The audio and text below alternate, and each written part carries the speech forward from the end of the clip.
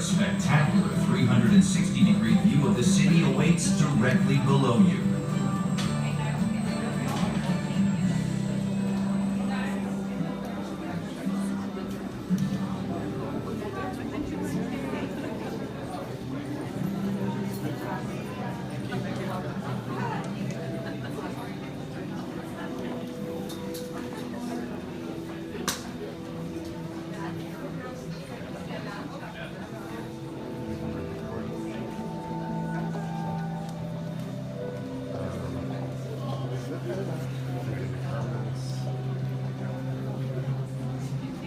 Marianne, this is Lance. Jenna is actually on a shoot today, so it's just me and Connor today, but we're going to be over here at One World Observatory.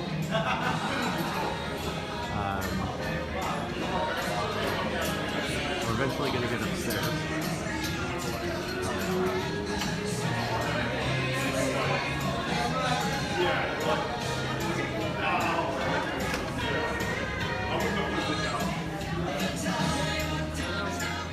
Welcome everybody. Welcome to the observatory. Come on down the ramp. You guys fill in all this space and make sure you guys can see our TV screen. Alrighty, that looks like everybody. We got one more demonstration before you guys get downstairs and see the view. If you guys have never been here before, if this is your very first time visiting, this is called the One World Explorer. It's a virtual tour guide on an iPad. What it's designed to do, you bring it up to the window when you get downstairs, and the view on the iPad matches your view exactly outside. It follows your movement anywhere you walk, left, right, up and down, and it labels the skyline. It puts a name to all the different sites and landmarks that you're viewing. And any of these names that pop up in red, you click on them to learn more. So say like Central Park, Empire State Building, Times Square, you find it, tap it, it flies you in up close and then it plays you a video giving you more information. There's over 40 videos like this on the iPad describing the history of New York. It plays in up to 8 different subtitles: Spanish, German, French, Italian, Portuguese, Japanese, Mandarin, and English. We offer them as a $15 rental, 1-5. As you hear it plays out loud, it's pretty easy to share if you're in a group or a party. There's also no time limit. However long you're here, that's how long you get to rent the iPad. We're open until 8 tonight. You can have it till then if you really want.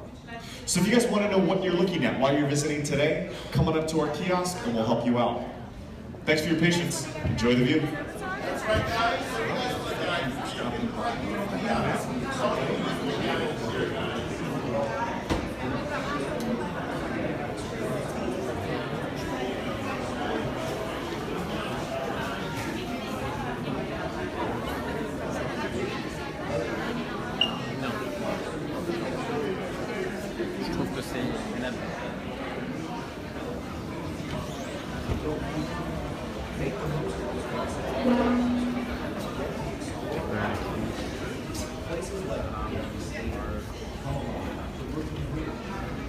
Hey guys, you can't hear me, Barb?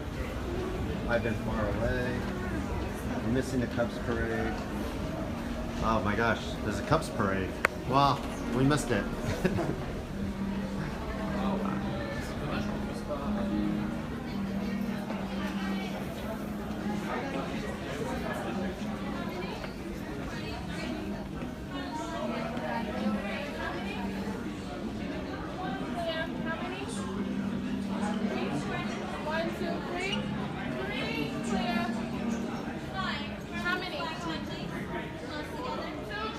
Stick with your groups, guys. Please stick with your groups. Right this way to continue.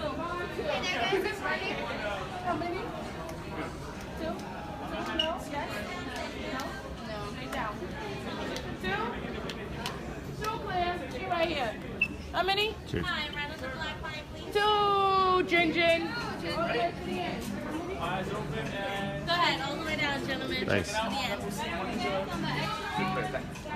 We go downstairs one? How do you go down?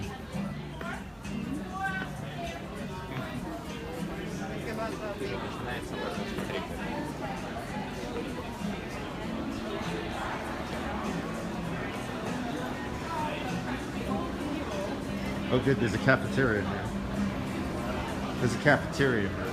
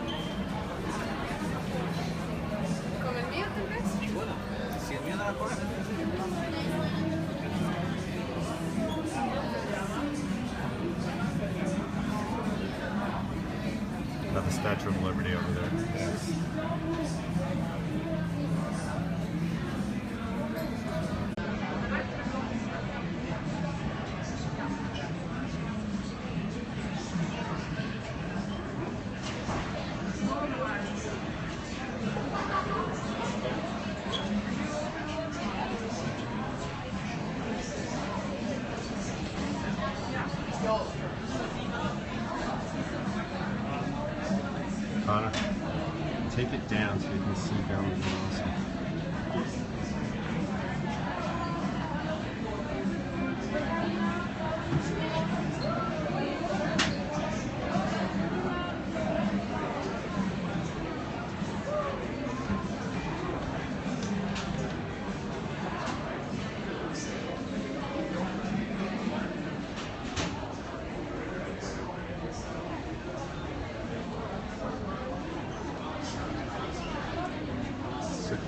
Just so everybody knows, Jenna is on a shoot.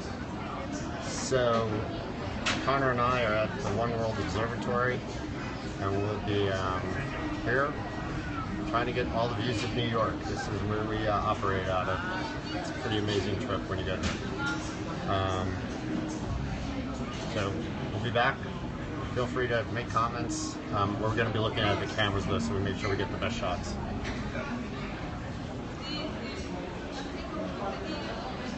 This way. Let's go around this.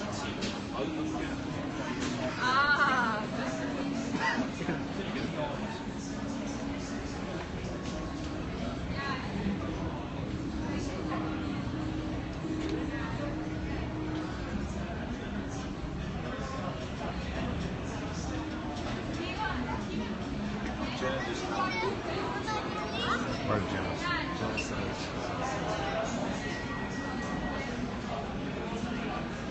Oh, we'll try to get them moving. It's Connor's fault.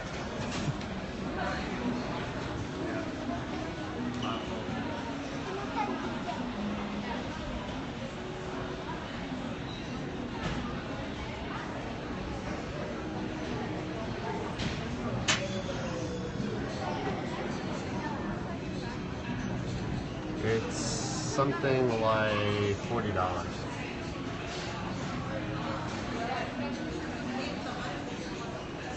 Mais là-bas, tout là-bas, je vois un petit truc orange.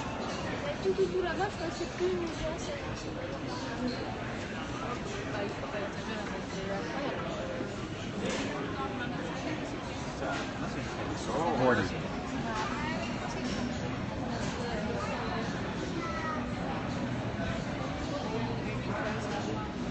¿Qué cosa es eso?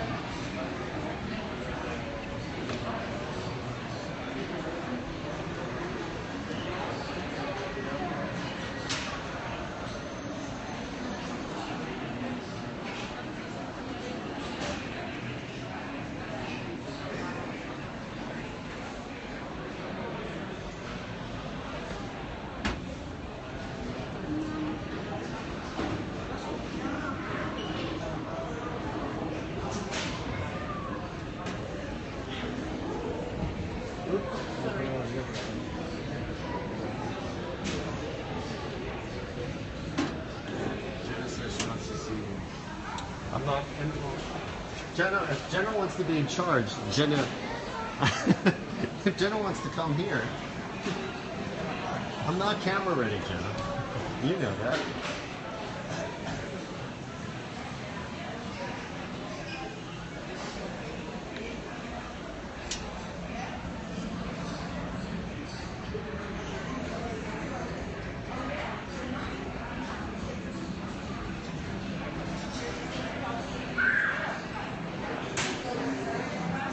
Where did Connor go?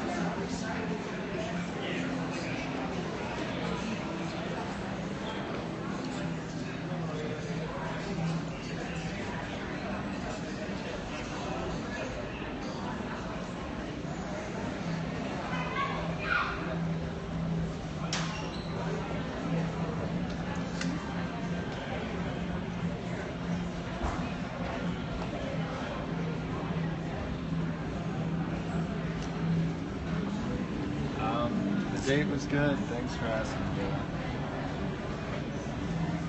Let me see what's going on there. You talk tech. There. All right, how y'all doing? Jenny, you got in trouble. Good. How you doing? Connor got in trouble too for being on his phone. Okay. Oh, you miss us? Yeah. Well, we miss you too, John. We'll try to deal with the rest of New York City. You have fun. Good luck today. And we'll be back. Connor's going to take the phone for a little bit. If you want to see my photography versus Connor's photography, I'm on the Twitter feed. All right. Connor's doing close-ups. That's the Empire State Building right now. Just in case.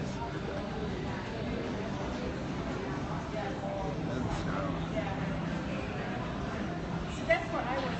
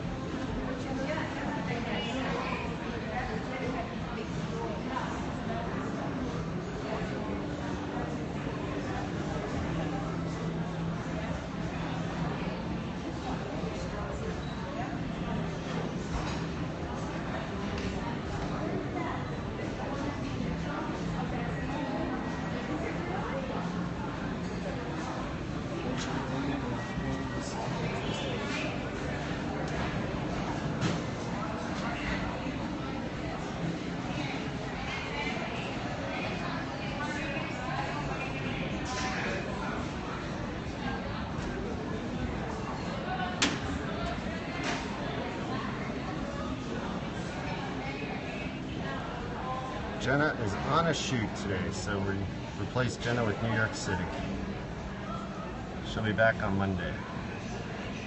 Yes, Dave, it is.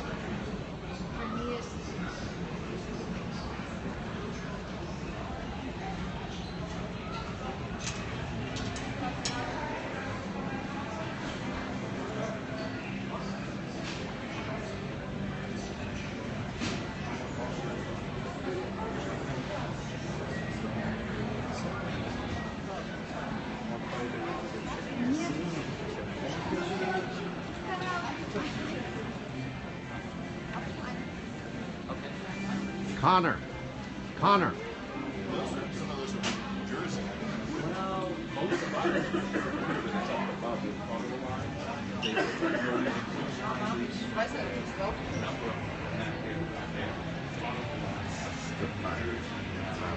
That building over there? The Lego one?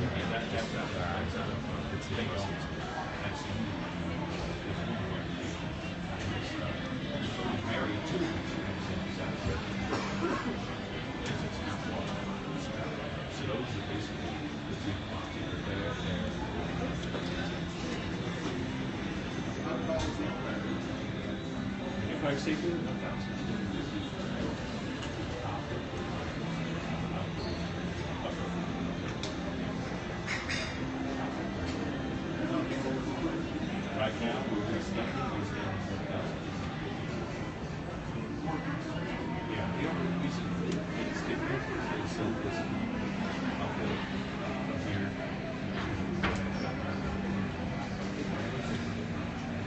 It didn't work inside, but we actually videotaped the elevator ride and we'll be posting it in a few hours when I can have access back to my phone. If you did it with, Yeah, it's an amazing elevator ride. well, you're almost eyeball with it when you came in. How are we doing on comments there? Straight line across, and we get that expression. All right. Good. Everybody's talking, they're just taking the views. If you have questions, please ask. Yeah, just don't go too far.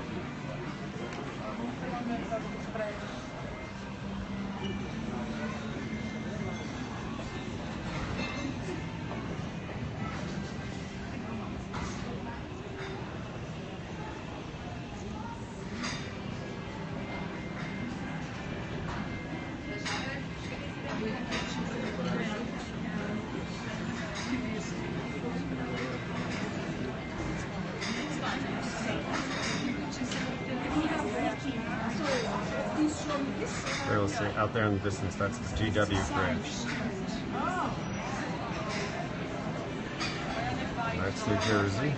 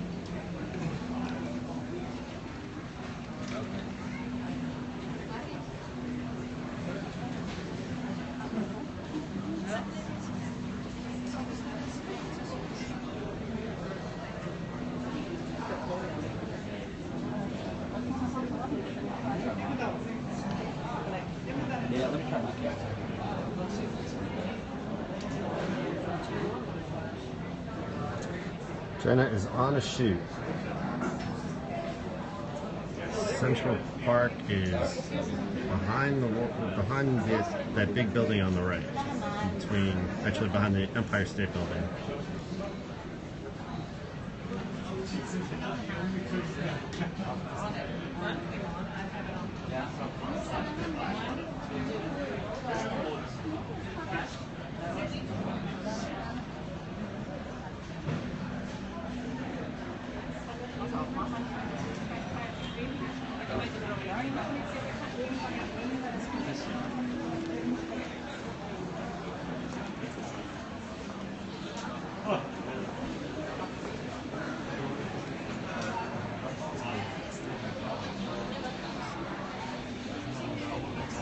Der Lichtunterschied.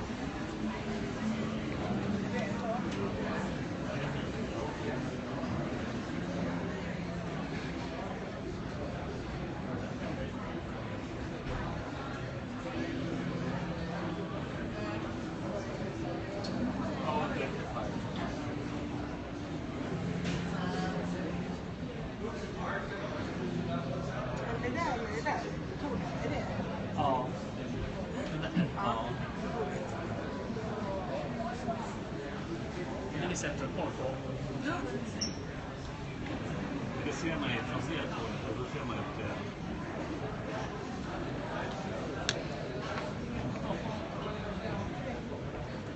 Det var jag som inte skulle köra på.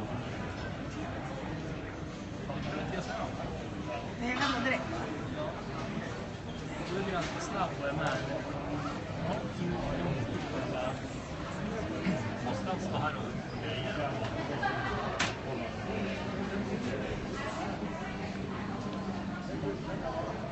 Titta inte på utsikten. If you have any questions at all, please ask.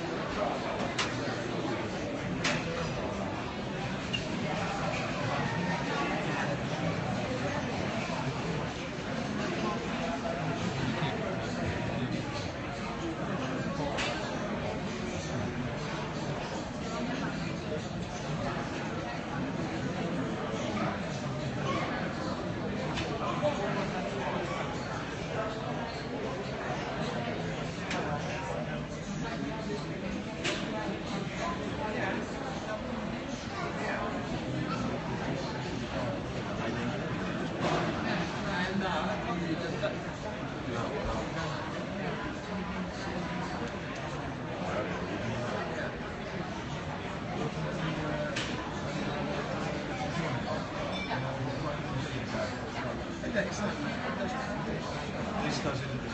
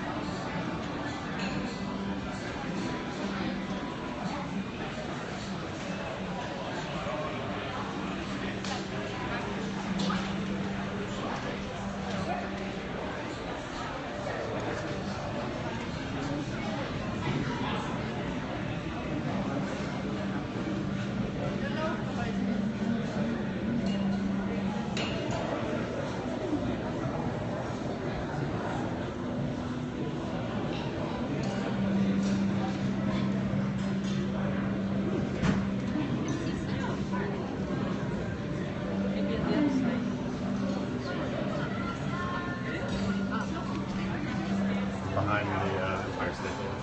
Oh,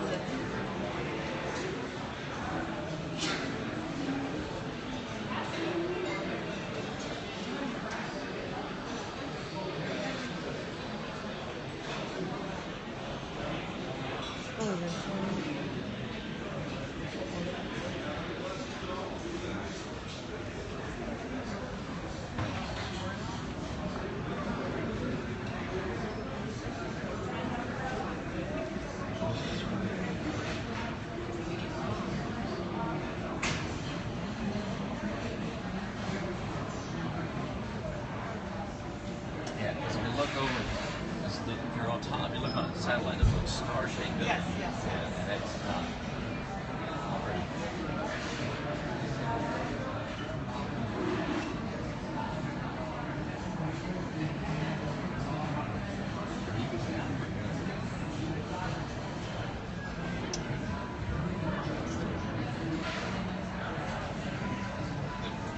Taking opportunities here. Genau, am besten View aus das Ding da.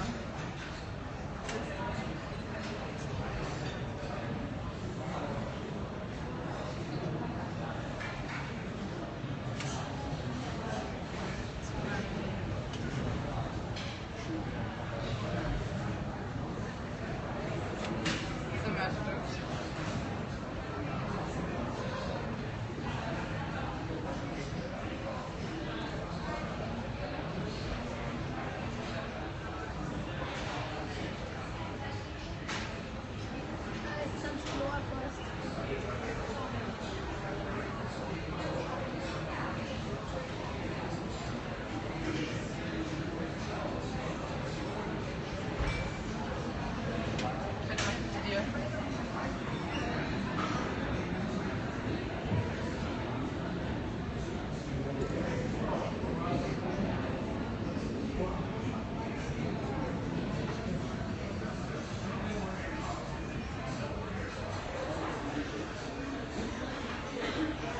Ich glaube schon, dass Bonok da ziemlich geil ausschaut.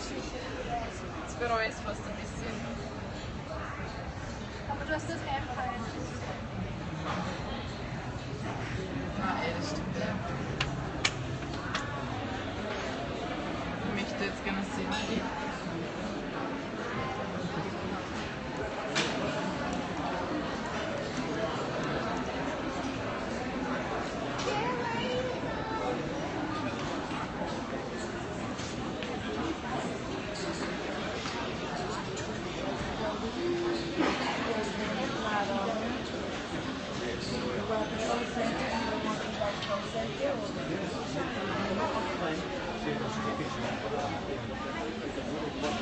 The door?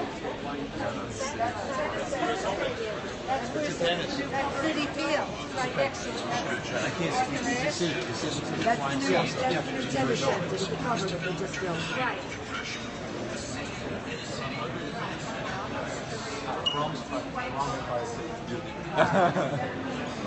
É isso mesmo. Next one up is the same. A gente consegue ver porque a gente está longe. É que eu tô seguindo.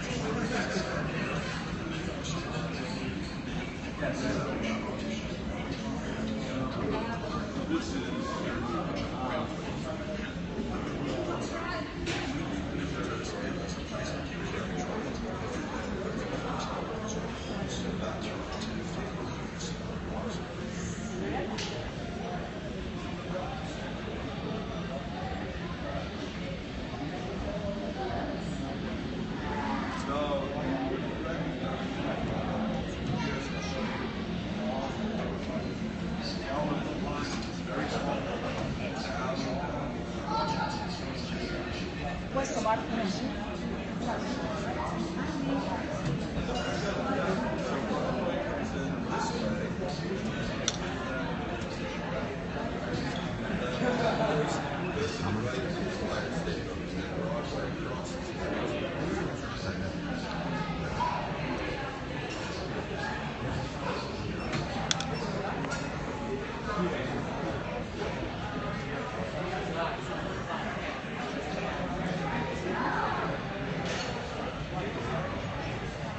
Hi Jan, it's Lance. Jenna is on a shoot today, so couldn't be here. So you are stuck with me and Connor. He has an R at the end of his name. Hi Marvin, we'll try to get your building. See you soon.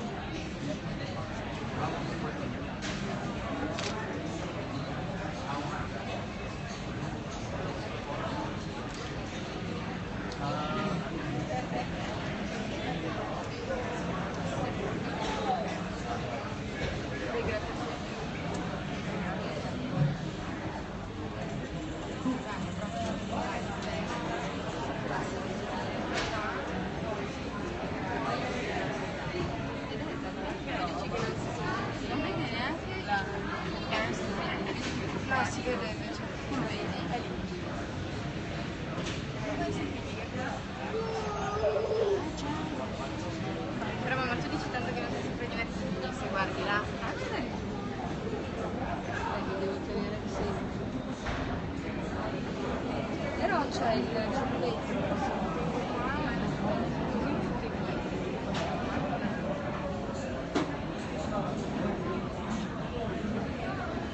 Però sai, è talmente alto che come se come sì. Secondo me è molto peggio se ti faccio una finestra.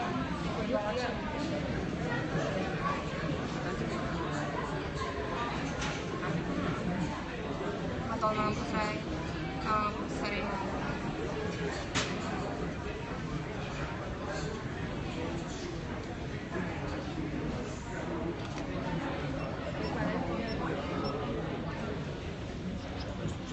Ah, vedi, ieri ho toccato per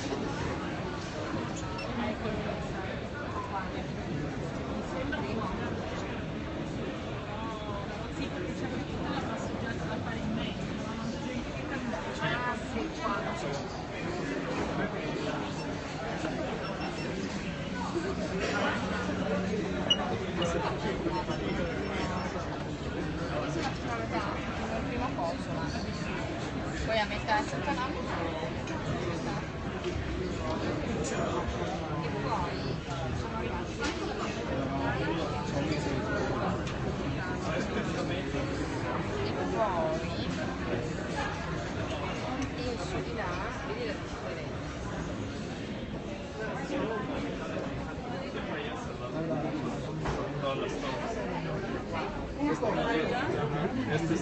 Speed Bridge,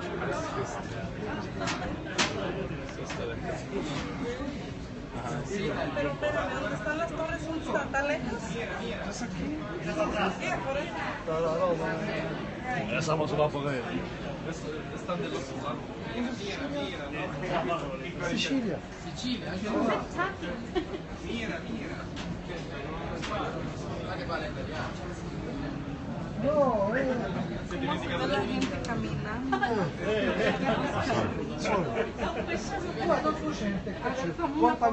The world.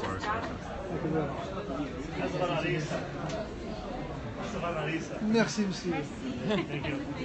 Conosco Sicilia, ma...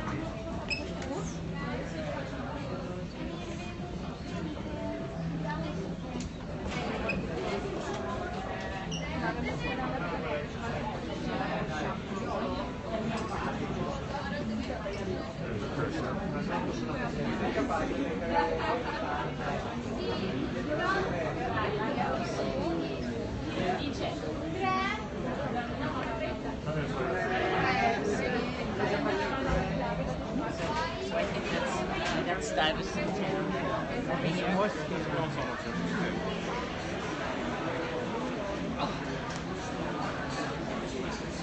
Excuse me.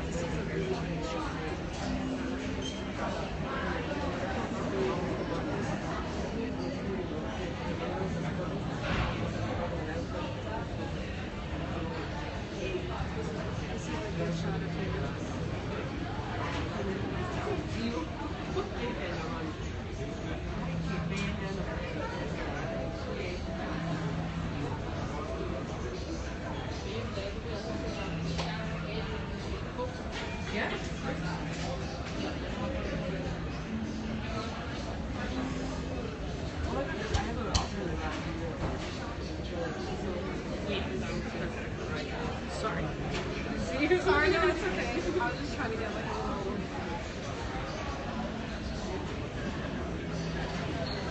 Doing a video song. But this is like more lighting and it's perfect. So you can see every detail.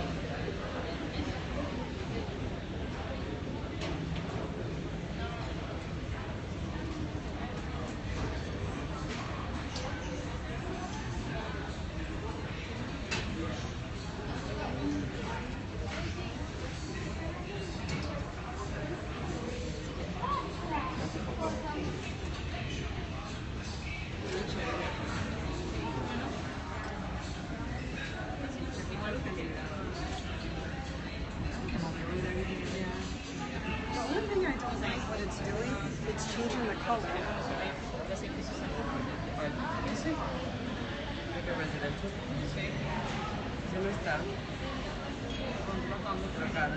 Mira, sí, ahí está.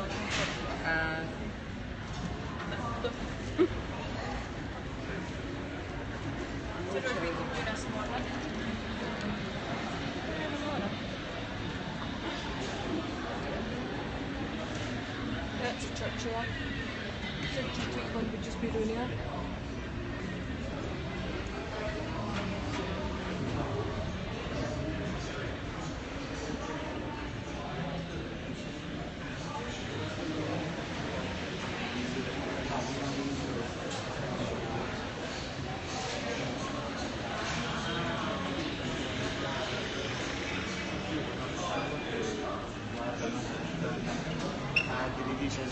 Sotto il ponte.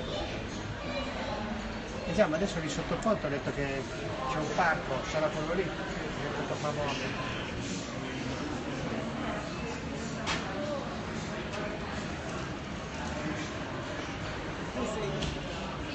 Va bene.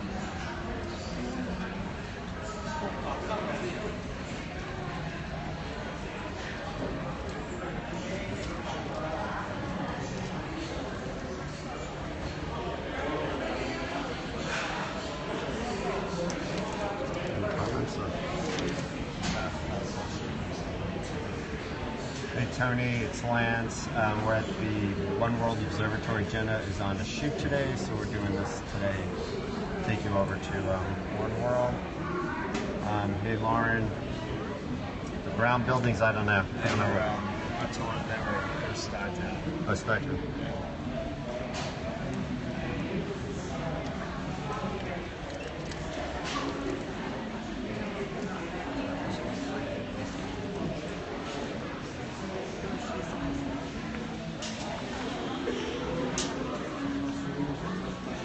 Là, pullman fin qui a battersi, poi c'è questo partenza 5:30 dall'albergo, partenza della corsa 9:50 e 4 ore così a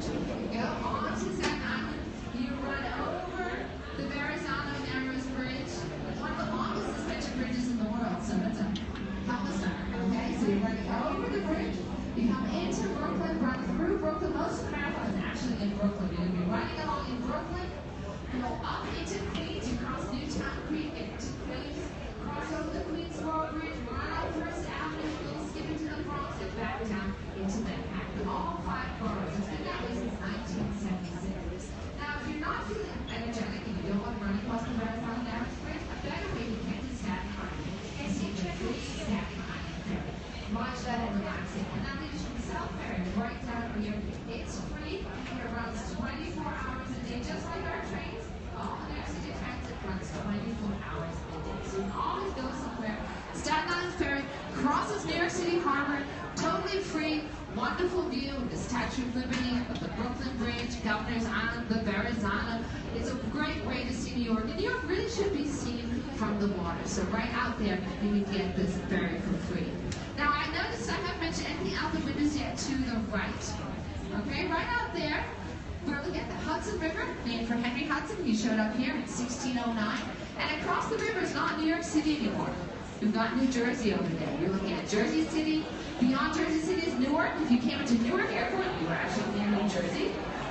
A little further up from Jersey City, we've got the great old city called Hoboken. Hoboken, New Jersey, which is the birthplace of the most famous singer from New Jersey, who is not Bruce Springsteen. Anyone know? Frank Sinatra. Thank you, Mayor. I'm not saying John Bon Jovi. Somebody said that once. Not John Bon Jovi. Frank Sinatra was born in Hoboken, New Jersey. Sang about New York City, but he was a Jersey boy. He's from New Jersey. And beautiful parks along there. So one of them is famed Frank Sinatra Park. So you've got New Jersey right there. There's and Connor. then 4 states. Well, way out in the distance. The mountains is far in the distance to the left. You just start to see the Poconos. That is where the marathon's going to be running. The fourth state, actually, I want to mention, if you look out the windows to the north and the east, you go to the gift shop and look at those north-facing windows, you're looking up at the Nutmeg State, my home state of Connecticut. You can see Long Island Sound, you can see the coast of Connecticut, you can see Bridgeport. I'm from Connecticut, so I can say this. If you want to see Bridgeport, you can see it. Bridgeport is right up there. I like to point that out because, like I said, I'm from Connecticut. I actually used to live in Manhattan. Now I live in Jersey, so I can survey my kingdoms from right up here. Alright, so now we know where we are.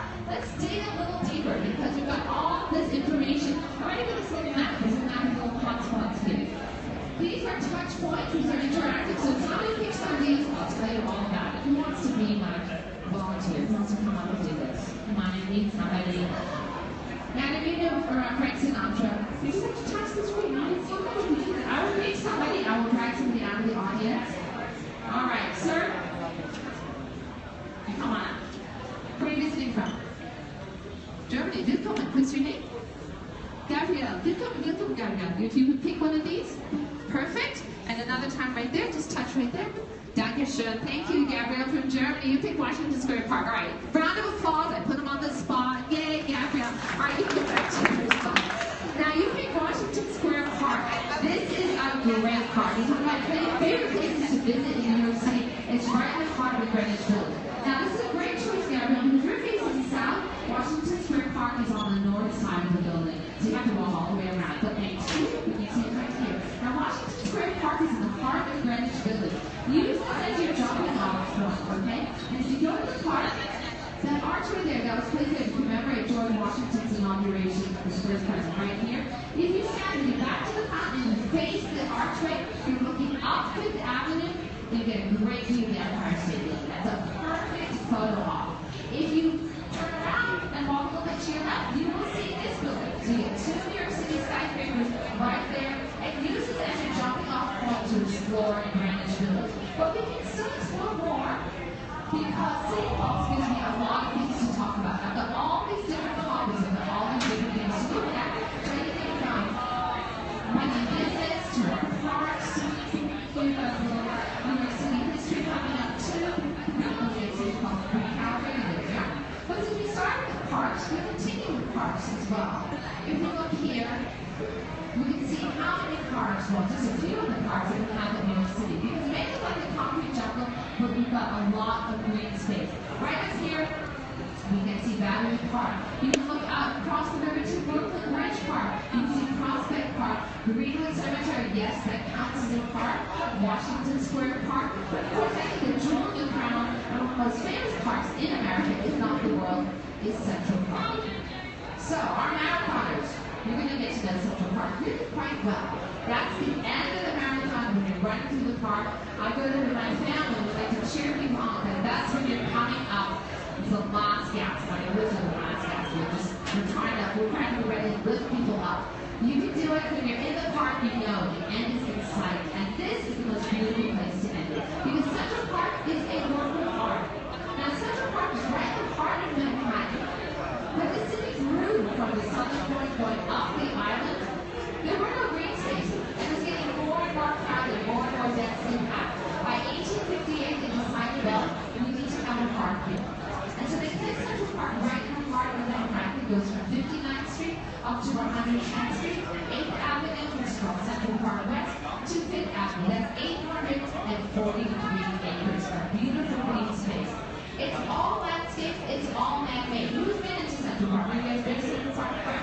You're walking in a work of art. When you're in Central Park, you are in a beautiful 19th century work of art made by Calvin Vaux and Frederick Law Olmsted. Vaux was from England, Olmsted was from Connecticut, so I'm very proud of him. Now, Frederick Law Olmsted and Calvin Vaux designed this park for everyone. Visitors, residents, rich, and poor. Here's a beautiful view of the Bethesda Terrace with a fountain called the Angel of the Waters.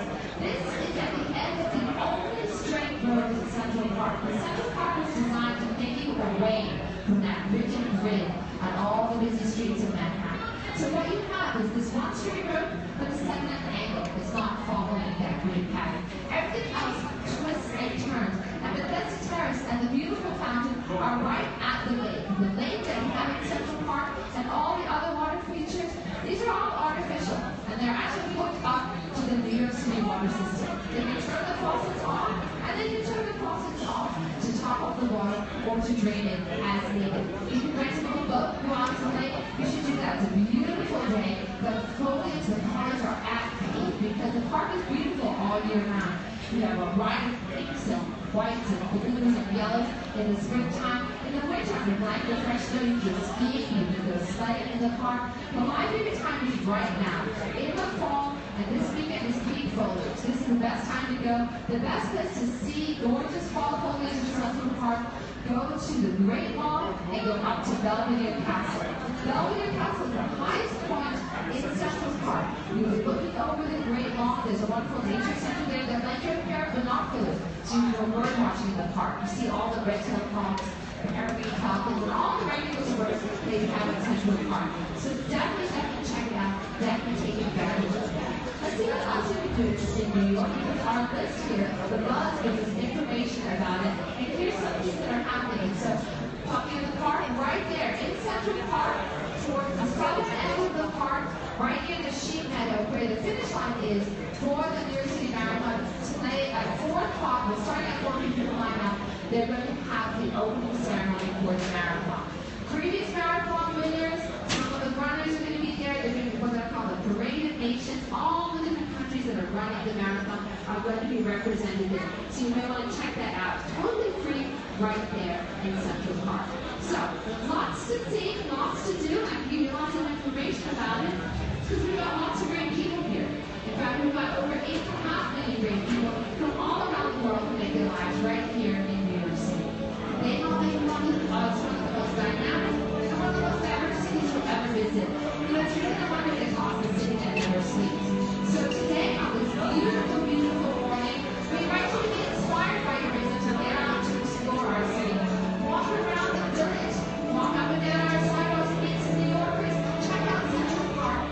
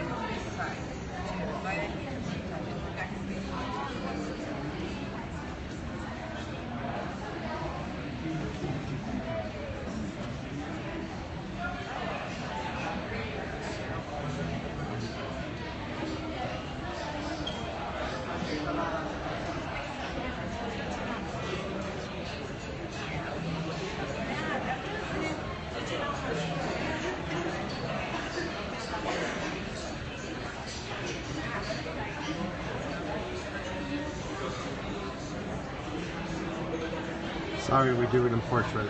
We're trying to watch it on our phones.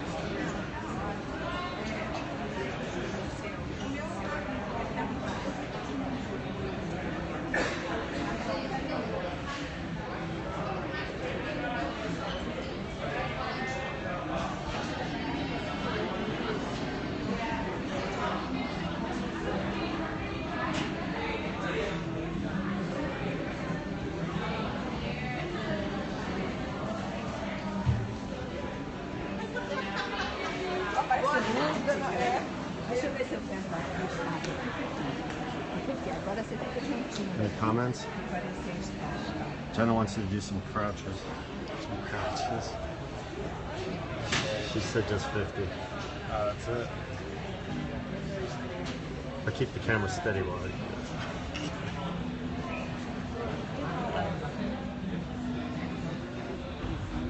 Alright. This is the first time I've seen it.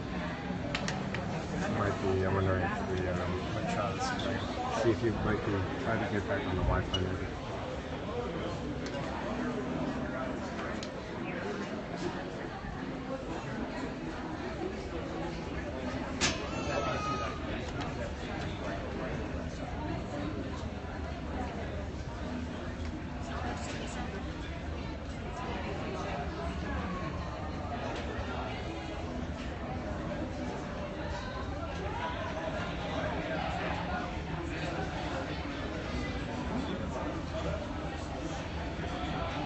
Folks, if you have any questions about what's out there, please ask.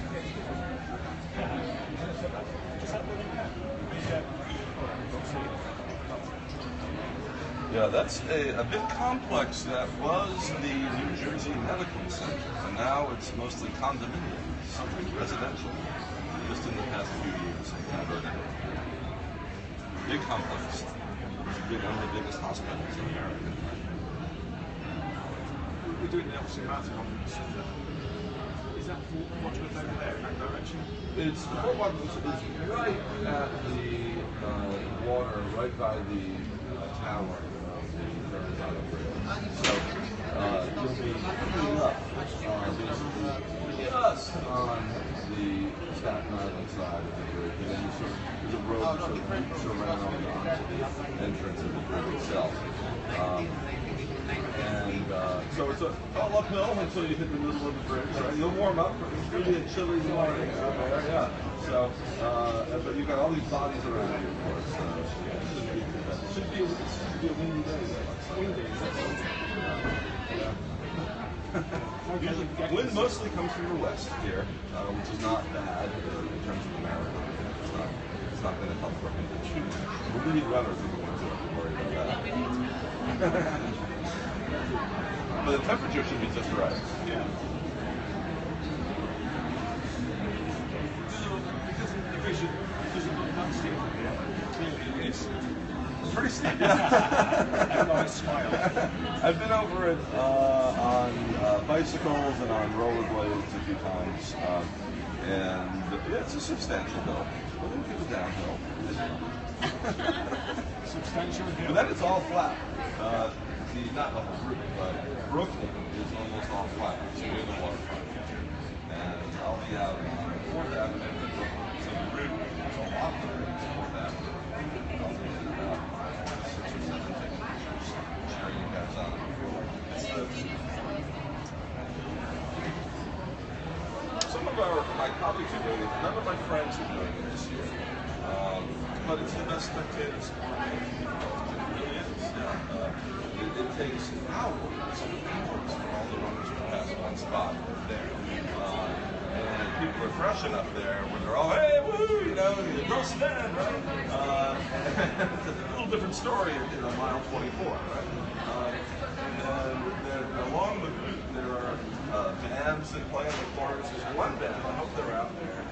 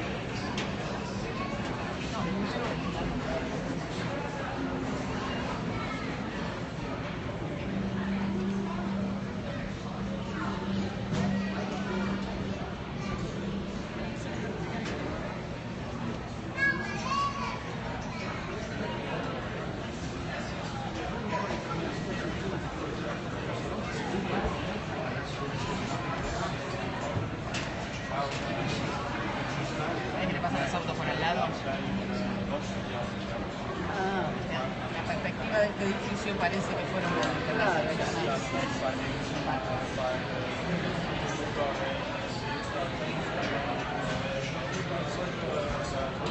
Y acá, allá de México, por eso acá se ve el parque de Santa Antonio Árboles.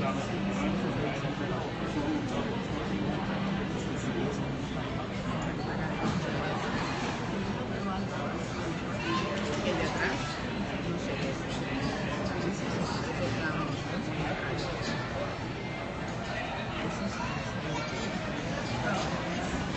Ja, wir später.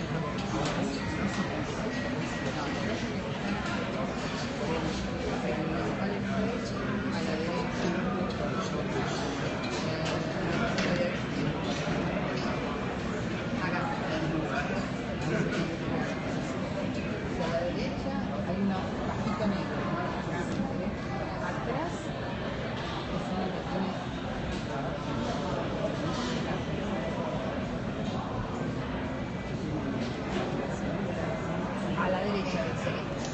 Ese es el servicio. Pero tiene una cúpula más oscura.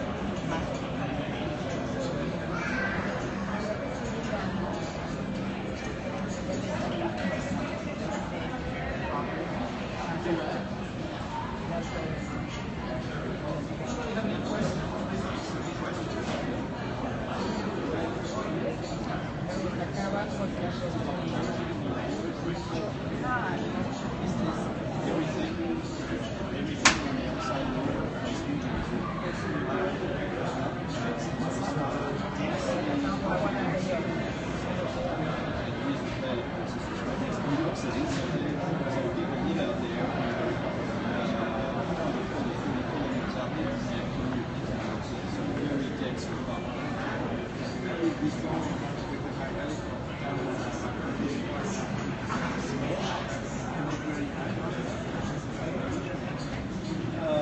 Along the towns next to Jersey City would like to become the largest city in New Jersey. You can live cheaper there, and there's a train tunnel that brings you here. So that's Jersey City, then Hoboken is over here, and then we've got Union City, and all sorts of other towns up the river. So that's very easy commuting distance. A lot of people take ferries. As you go further out, it tends to be more single family houses. Currently the biggest city in New Jersey is out in that direction there. You see some tall buildings in the distance. That's Newark. Yeah, right next to it. Just to the left of that. So then the new airport is not in New York, it's in New Jersey. But it's actually the easiest airport to get into. LaGuardia is about JFK, the best way to get there is fine. Have you arrived at JFK? So you take the air train to the train and actually bring a way to the best way to get there.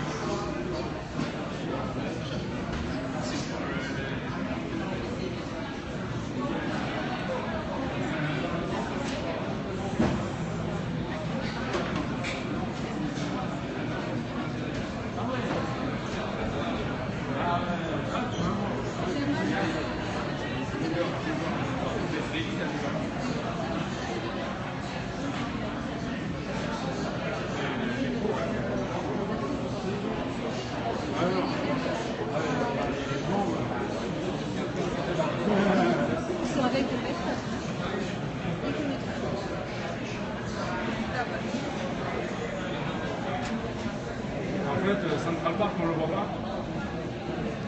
Il est à l'intérieur.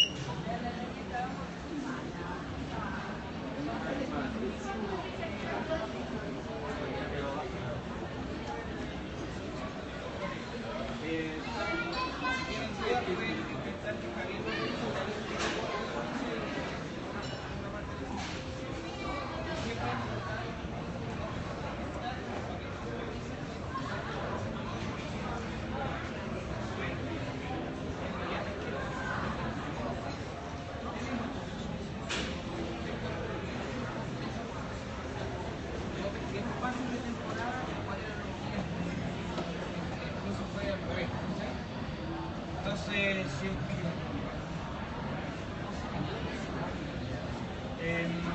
esquidad, pesqué los datos de esquidada y los datos de esquidada es una consulta grandota, que esa es la que hay que realizar, una consulta grandota para poder sacar el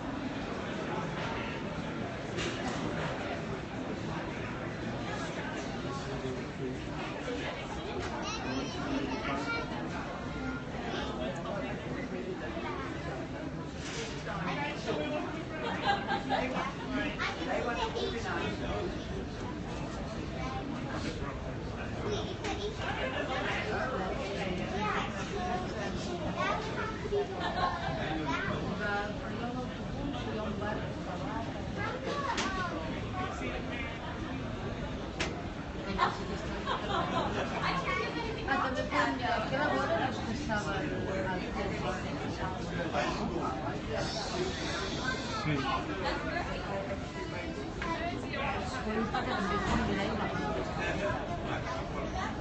Si no te nombran con pares ahí.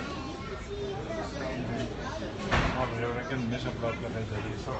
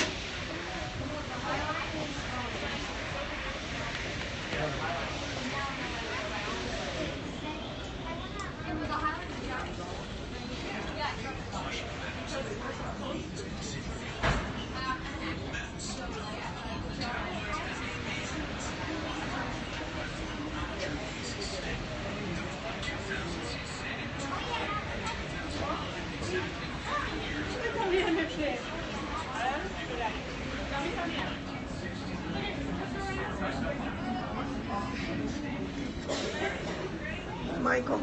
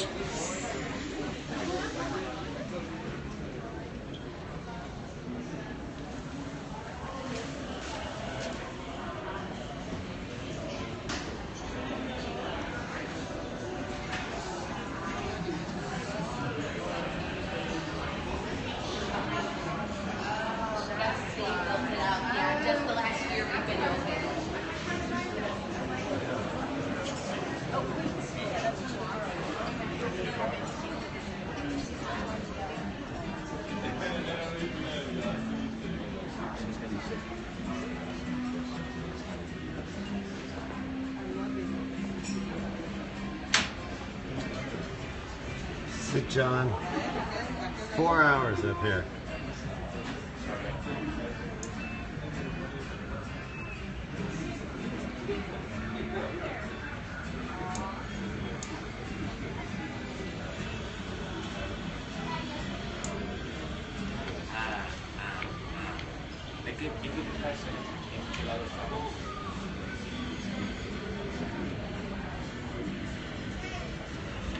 Después de ahora estamos en México.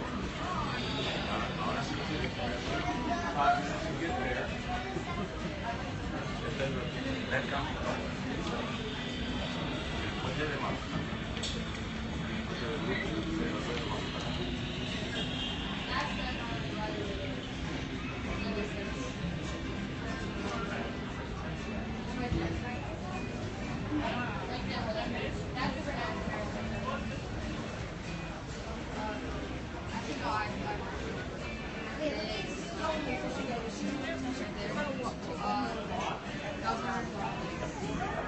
That statue of Bruce Lee, I don't know what the statue is. You don't know where it is? You haven't seen it? I know where we are. So that's the Hudsons. Is it this like all the Hudsons? No, the other ones.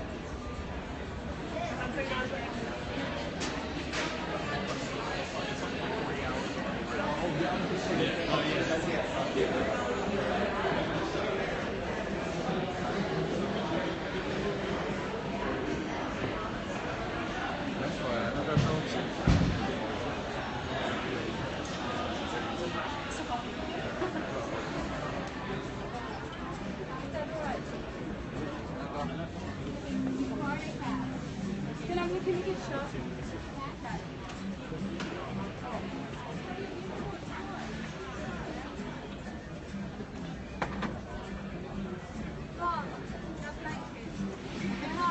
Kiwi.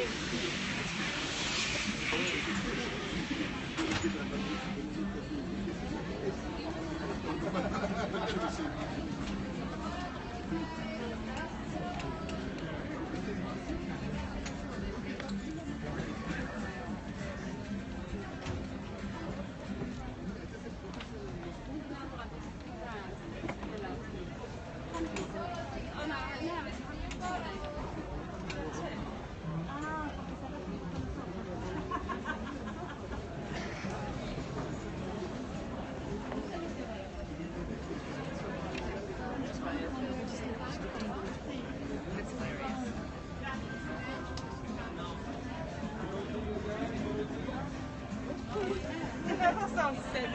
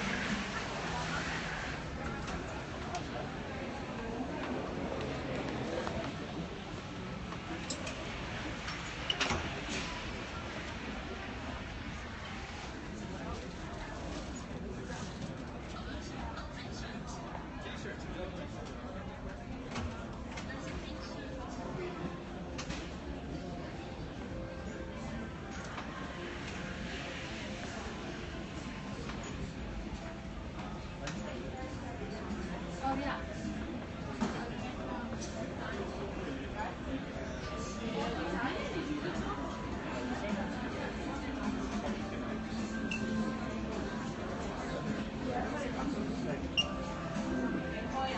Sir, is there a nice room? Yes. Right here. Oh, thank you very much.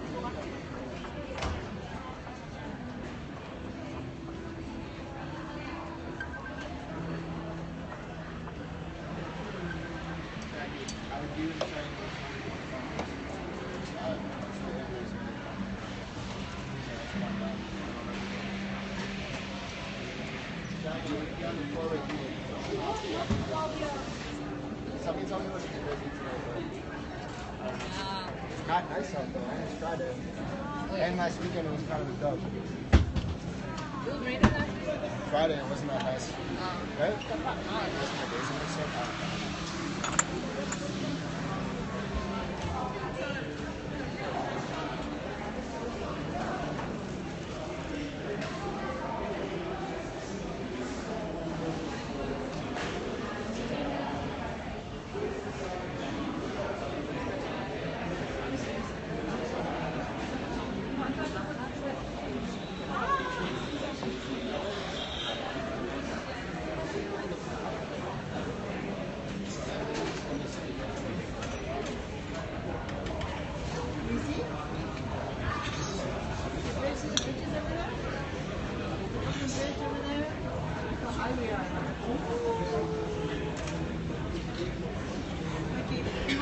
You want to say hello to, you want to see if you're going to be going to town. Have a good time. Okay? Love you. Pass and I will pick you up. Yep. Sorry. Okay, don't forget to pass me back down. Okay, you can pass me back down.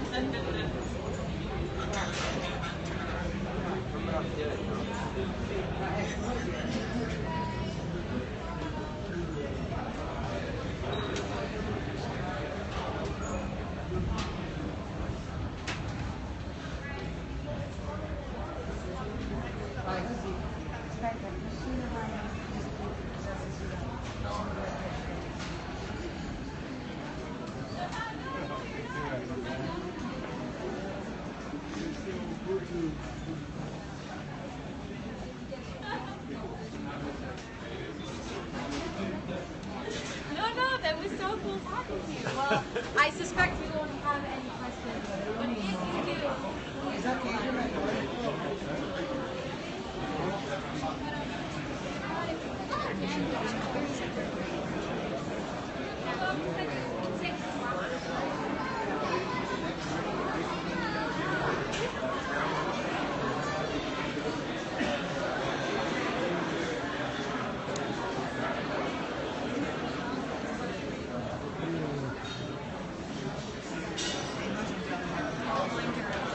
Thank you.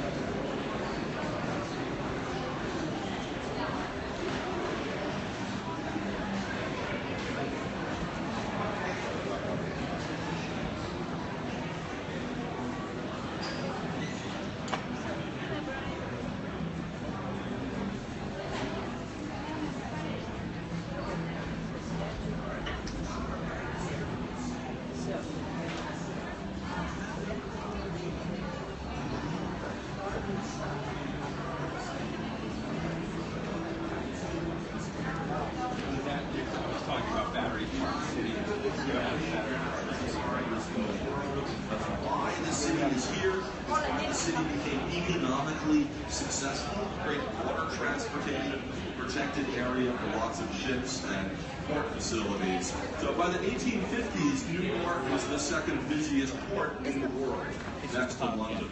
And that's why the financial district here became the financial capital of America and really the crossroads of finance in the world eventually. It's why they built a place on this site called the World Trade Center, not the local Trade Center. This was a real economic crossroads in the world here. Most people who visit here know about the two towers that used to be here. You can see the footprints of the towers on this side.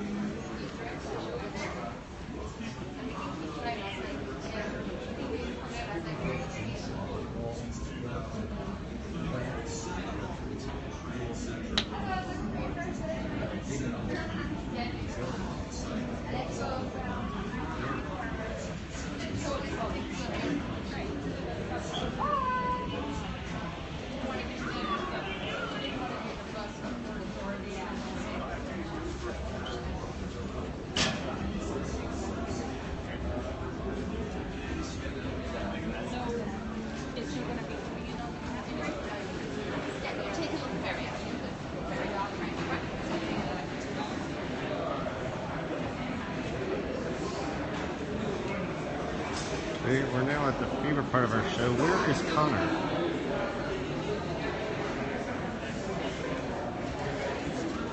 He knows where Connor is.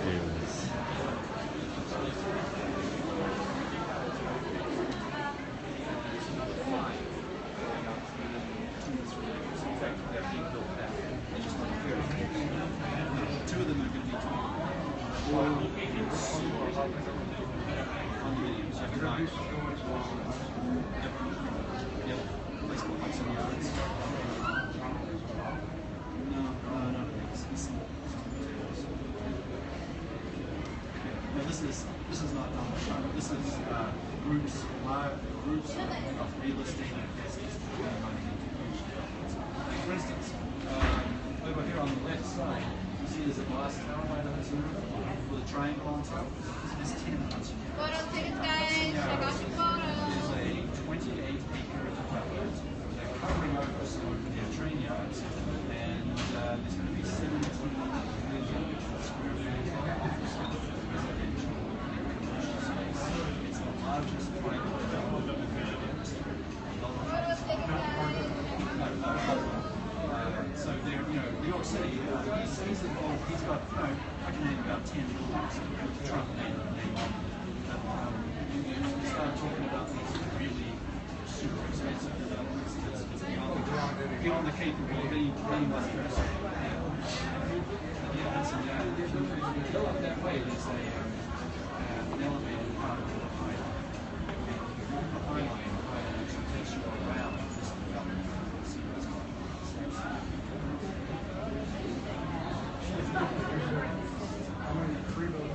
No. It's the stage one is going on now, and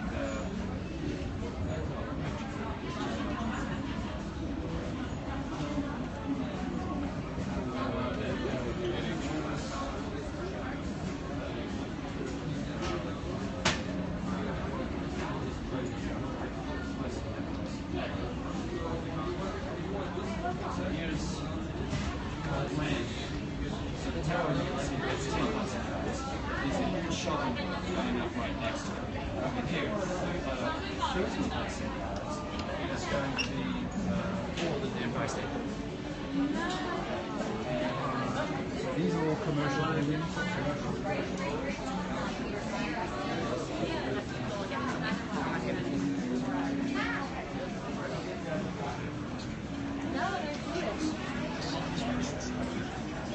But they're not.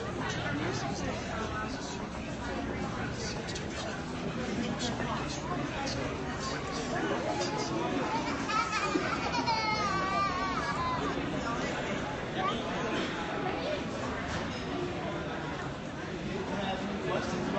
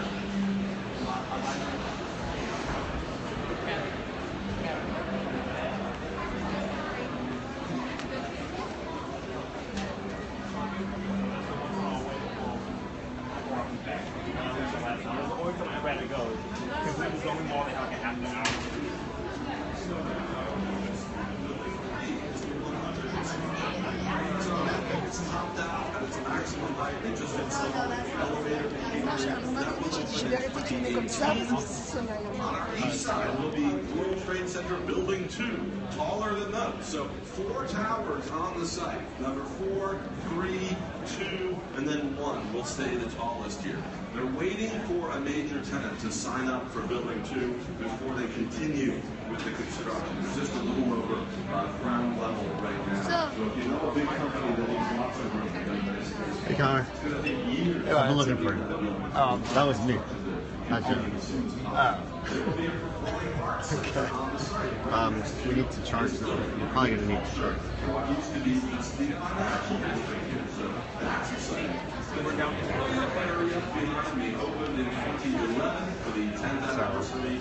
The National September 11th Museum is underground memorial area. It opened in 2014. Connecting all of this is this crazy struggle between the sites of Building 3 and Building 2. Keep it rolling. Yeah. Go take a break. I'll hold them. World Trade Center Transportation Hub, the most expensive train station in the world. So this building, $4 billion. Building 2 will cost about $4 billion, they say. The train station, another $4 billion. Everything is $4 billion down here. By the way, double the original budget of $2 billion, 7 years behind schedule. So that's part of the story. But things are being completed. So that train station is connecting 11 subway lines with the commuter trains in New Jersey, with the ferries, 120 retail shops and restaurants underground. So they've rebuilt that underground mall here. So now that things are being completed, thousands of visitors like yourselves are here every day, thousands of office workers on the weekdays. People are moving to this area to live. The population of all of Lower Manhattan is 3 times what it was as of 9/11, 2000. 3 times. Here's an example of that. There used to be 6 hotels in all of Lower Manhattan. 6 only. Now there are 29 hotels in Lower Manhattan. Right? This is the fastest growing neighborhood in New York City. And it's growing vertically, largely all around the World Trade Center site. Super tall residential buildings are under construction. 64 stories there, 91-story building just at street level right now. 80 stories almost finished, 51, 60, 70, 77 stories, all new residential buildings. And then, a lot of these beautiful old office buildings here in the financial district are not that suitable for modern offices. People want these big open floor plans, so they've converted these buildings to residential use. Cameron Diaz, the actors, just moved in directly across the street from us in a converted office building. So that's a nice use of this space as well. So you're witnessing out these windows the rebirth of one of the most important places in the world. After years of delays, financial crisis, it's happening fast now. I've never seen anything like it. If you come back in 3 years or so, the whole skyline here is going to be different. And you guys are participating in this rebirth by coming here, spending your money, and this doesn't happen without you. We had 2.5 million visitors in our first year of business. So that's 2.5 million more people contributing to the economy of Lower Manhattan, helping us get back on our feet after 9/11. You employ me. I appreciate this. I have the best office in the world. And so thank you for keeping me off the street. People say all the time, oh, you're here every day. You must get bored with the view. You get jaded. Nope, sorry. It's spectacular every day. I'll give you some photos of things. Before you go home, I'll show you why some of these residential properties that are under construction. You'll have a nice place to come back to the next time you visit.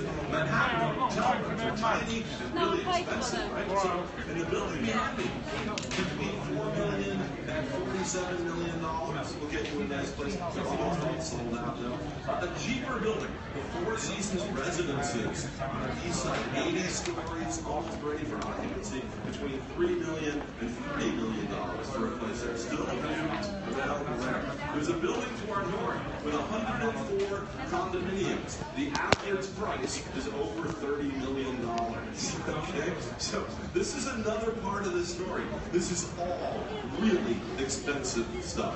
People like me keep moving farther from the center of the city to places we can afford. Consider that as you're traveling around Manhattan. A lot of Manhattan is not a realistic place for normal human beings to live. It's like a theme park for millionaires and billionaires, right? So if you get the chance, get out of Manhattan. Those of you who are running the marathon, you have no choice. You're going to go through every borough of New York City, all 5 boroughs, right? But the rest of you, go to Brooklyn, go to Queens. There's a lot to do over there. It's where most New Yorkers live. Spend a day in the Bronx. It's so green and lush in all the areas of the Bronx. You would never know you're in New York City. And all the leaves are perfect right now. The trees are changing color. I mentioned Staten Island. There's a free ferry that runs 24 hours a day between Lower Manhattan and Staten Island. A free harbor cruise. So there's no reason not to go out there. So that's the 3 key part of my talk. I'm always trying to get people to see more of the city than this crazy place that Manhattan has become. I love Manhattan, but it really is nuts. So to me, it's the diversity of this city that makes it so great, not necessarily the billionaires. The diversity of the people, the things to do, the food as well. And from up here, you get some sense of all this energy pouring into the heart of the city where we are. Ships, planes, cars and trucks over the bridges and tunnels. This is happening all night and all day. That's why they call this the city that never sleeps. And I'm a tour ambassador. I get to deputize you on this honorary New Yorkers. I want you to get out there, hit the streets, talk to us. We're not as mean as we look. New Yorkers just walk really fast with headphones on. We're very hard to stop. We're like racehorses with blinders on. If you can stop us, we tend to be nice. Tourists are shocked by this, right? We'll tell you where the best pizza is in our neighborhood, how to navigate the subway system, which ways uptown and downtown, so don't be shy about asking. My name's Mark. I've got colleagues around the observatory. We're here just to answer your questions. So thank you guys for coming and for helping with the rebirth of this important place. Enjoy the rest of the city.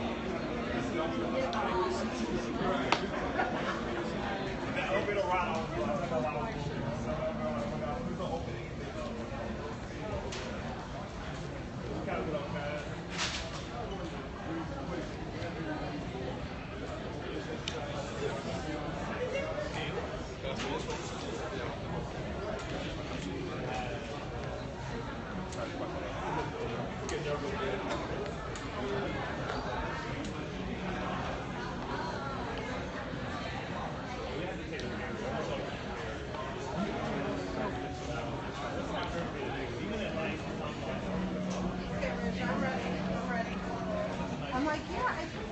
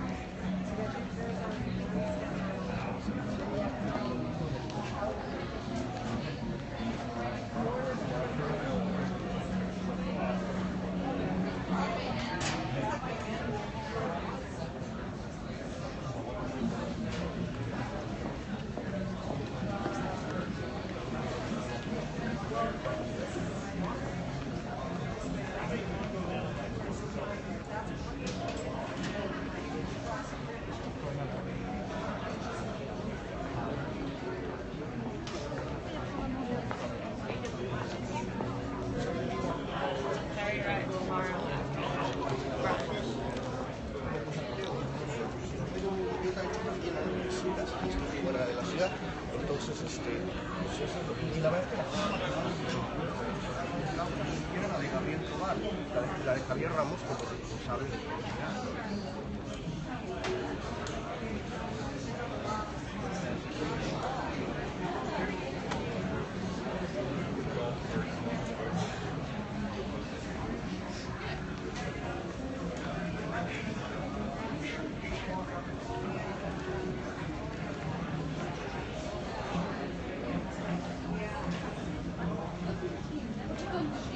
Ja, ja.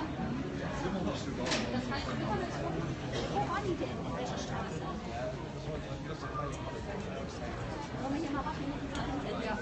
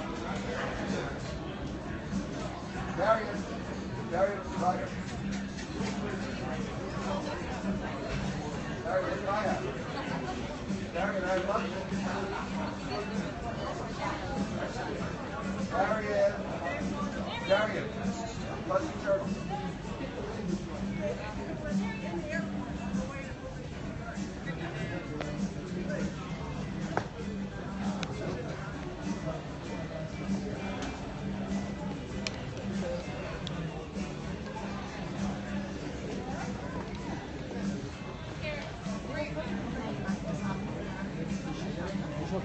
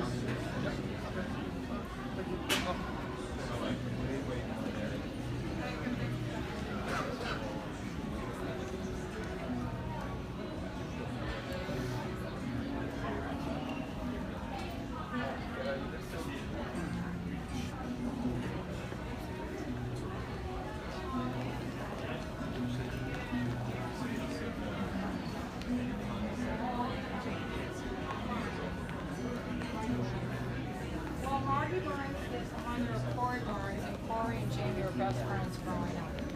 And then Mandy is on Jeffrey Brown.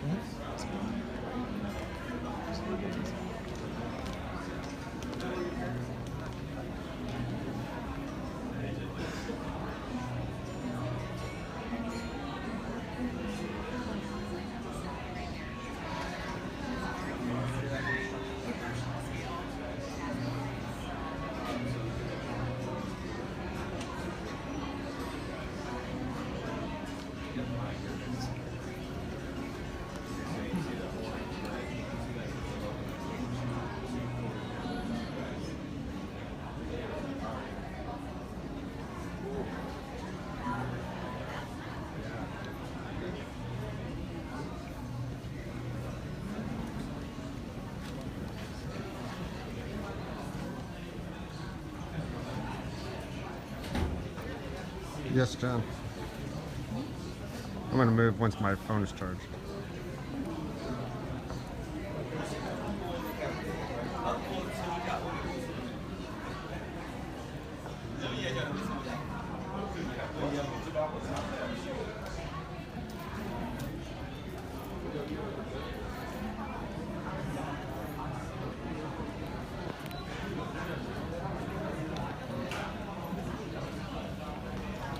It's Lance.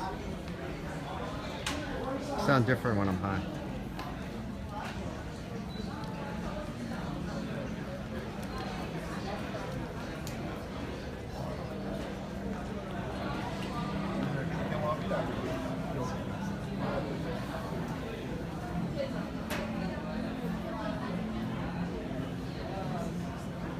Yeah, that just happened.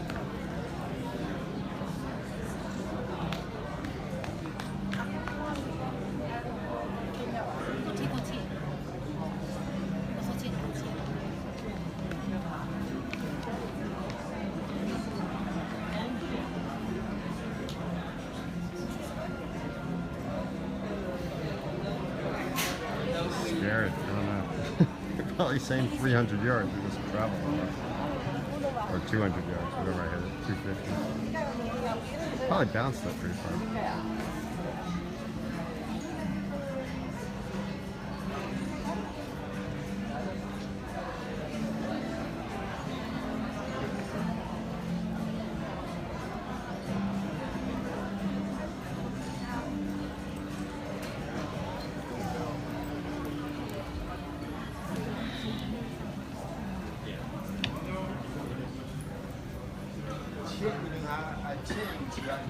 Maybe. Depends. Might not go that far if I hit something right in front of me.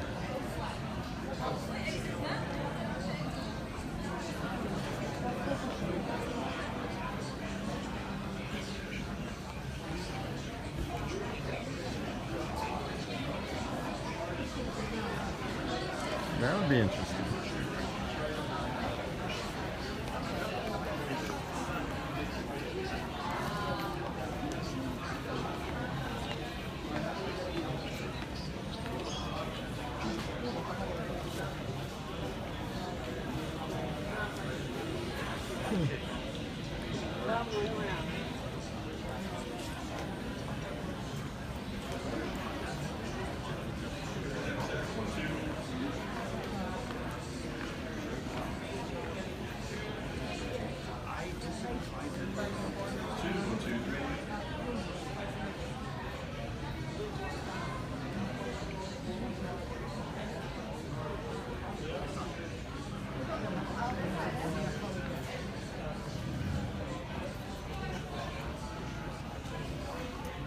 Okay, we ready? Yeah, okay. I think the gang is hungry. I want to go. Yeah.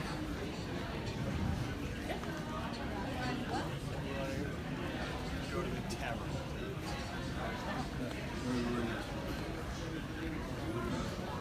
Ladies and gentlemen, we're about to start another City Pulse show.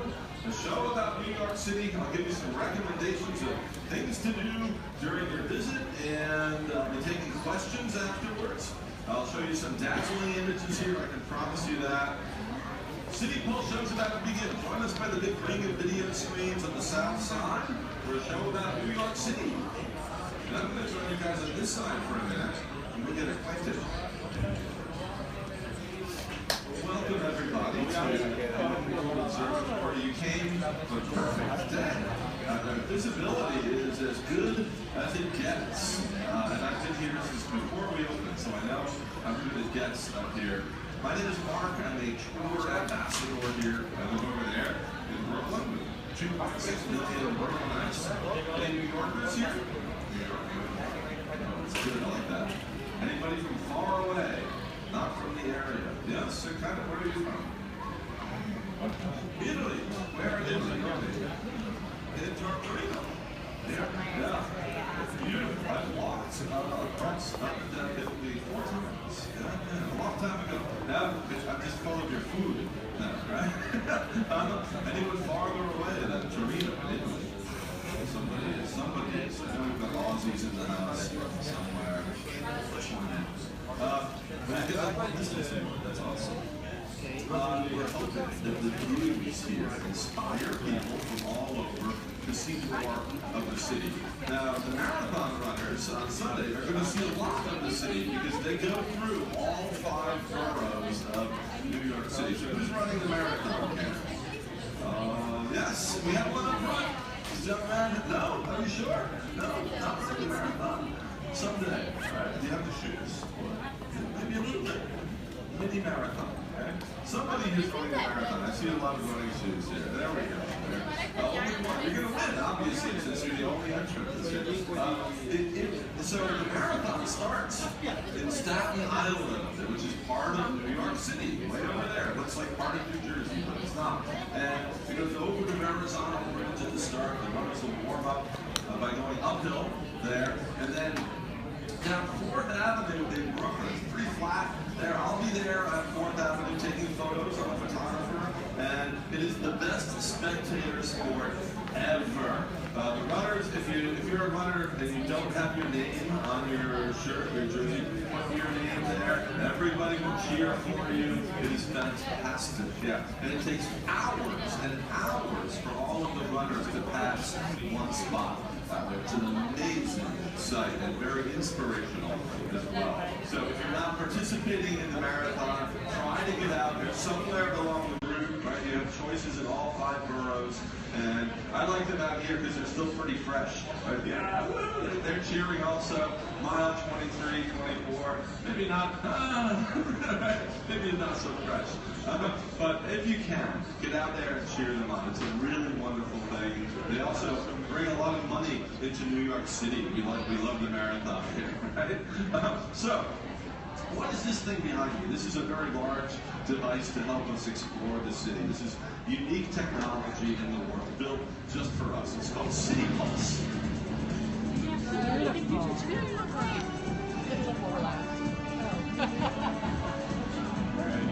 Up here on floor 100, this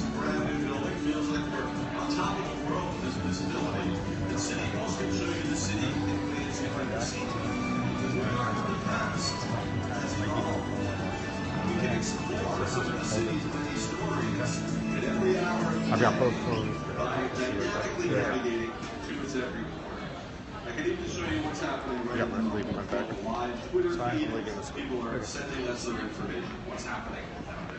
But before you go exploring these things, you have to know where you're starting. Lance just stepped away. He'll send you the information. He said he'll be in touch. Thanks, John. John. Letter S and an arrow pointing that way. That means you're facing what direction? Oh, you guys haven't had your coffee yet. Let's try this again. Big letter S, arrow pointing that way. South, they say confidently. That's also correct. It's downtown here in Manhattan. Downtown. North is uptown in Manhattan, not north and south. You only need to know that when you're riding the subway in Manhattan. Most of the subway lines are roughly north and south in Manhattan, but you won't see signs for north and south. You see uptown, downtown, just to make it hard for you to get around. So we are in One World Trade Center. You're in the tallest building in the Western Hemisphere, the most expensive skyscraper ever. We're downtown in Manhattan. A lot of people think that Manhattan is all of New York City, especially people who live in Manhattan think that. But Manhattan is the smallest of the 5 boroughs that make up the city of New York. So I mentioned way across the bay to the south, the borough of Staten Island, more than twice the size. All right, thanks, John. We'll see you on Monday. Lance will reach out to you soon. Brooklyn out here, 2.6 million people just in Brooklyn, almost the size of Chicago in population. The borough of Queens wraps around Brooklyn to the east and the northeast. You can see Kennedy Airport to indicate very clearly off to the east. LaGuardia Airport is to the northeast. It's the largest of the 5 boroughs, Queens, so they have room for airports. To the north is the borough of the Bronx. The Bronx Zoo, the New York Botanic Garden are up there. I just spent the day up there. And so with Manhattan, that's New York City. 8.5 million people in the city itself. The region that we can see, though, the metropolitan area, including the suburbs, 23 million people that we can see right now. That's the population we can see. That's the population of all of Australia, by the way, which is the size of the United States. If you don't include Alaska. So, perfect clear day. We came on a beautiful day. Last week, we had a day, we were in the clouds all day. Zero visibility all day. Nobody up here except me walking around looking at my Facebook account. So you definitely came at the best time. All right, well, what else can we do with this big machine here? I've got 10 different topics that I can dive into here, and it's getting towards my lunchtime. You can tell by looking at me, I'm a world expert in one of these topics, and that's food and dining. Right? Now, we are very lucky in New York City. This is one of the most diverse places in the world, ethnically, culturally, linguistically, and the cuisine is reflected by all of that as well. The cuisine is as diverse as the people are here. Here's what I did the other day. I got on the number 7 subway train in the middle of Manhattan. It goes into Queens. We call the 7 train the International Express because Queens is the most ethnically diverse part of this incredibly ethnically diverse place. So I was going to Queens for food. Now, the end of the 7 train line in Flushing, Queens, way out there, are these giant Chinese food courts that are amazing. They're really, really busy. It's all the locals who eat there. They're not expensive. So that's my goal. But I was going to stop at places along the way and sample the other local fare. So I got off at 74th Street. I had Indian Vindaloo and a little restaurant there. It was wonderful. At the next stop, I had Ecuadorian ceviche from a food truck. At the next stop, I had Tibetan momo dumplings from a food truck. At the next stop, I had Colombian arepas. I never made it to Flushing for the Chinese food. I was full. I came back. Next time, I'll take it all the way out there. But that's what you can do in New York City. You can go into a hole in the ground for $2.75 and 20 minutes later come out of another hole in the ground. You're in a different culture with its own food, its own language, and all of that. The whole world is at your disposal here for a very small amount of money. It's fantastic. So please take advantage of that. Now, New Yorkers like to argue about food. Who's got the best hot dogs, bagels, cheesecake? But there's no subject here that gets remotely the amount of debate in this city than our pizza. And now we're going to go to southern Italy, not northern Italy here, because New York pizza is a specific style. And there's a place you can go to find out what is a real New York pizza. We don't get commission from these guys, we should. It's called Lombardi's, 32 Spring Street, just north of Little Italy. Lombardi's is the original pizzeria in America.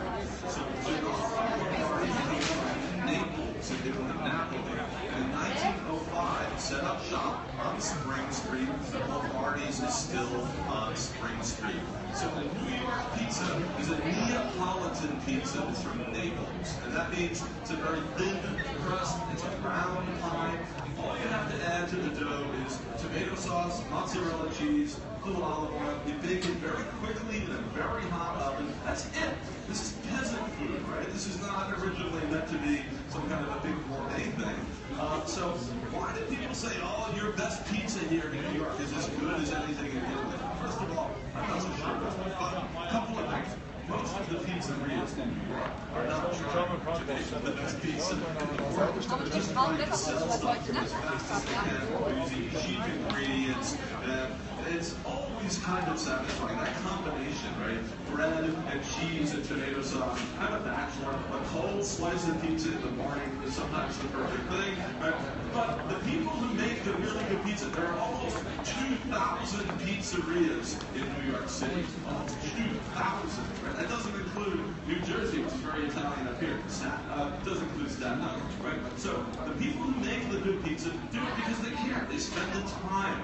They let the dough rise properly. They import the best ingredients from Italy. This is expensive, right? So it's going to cost you a little more.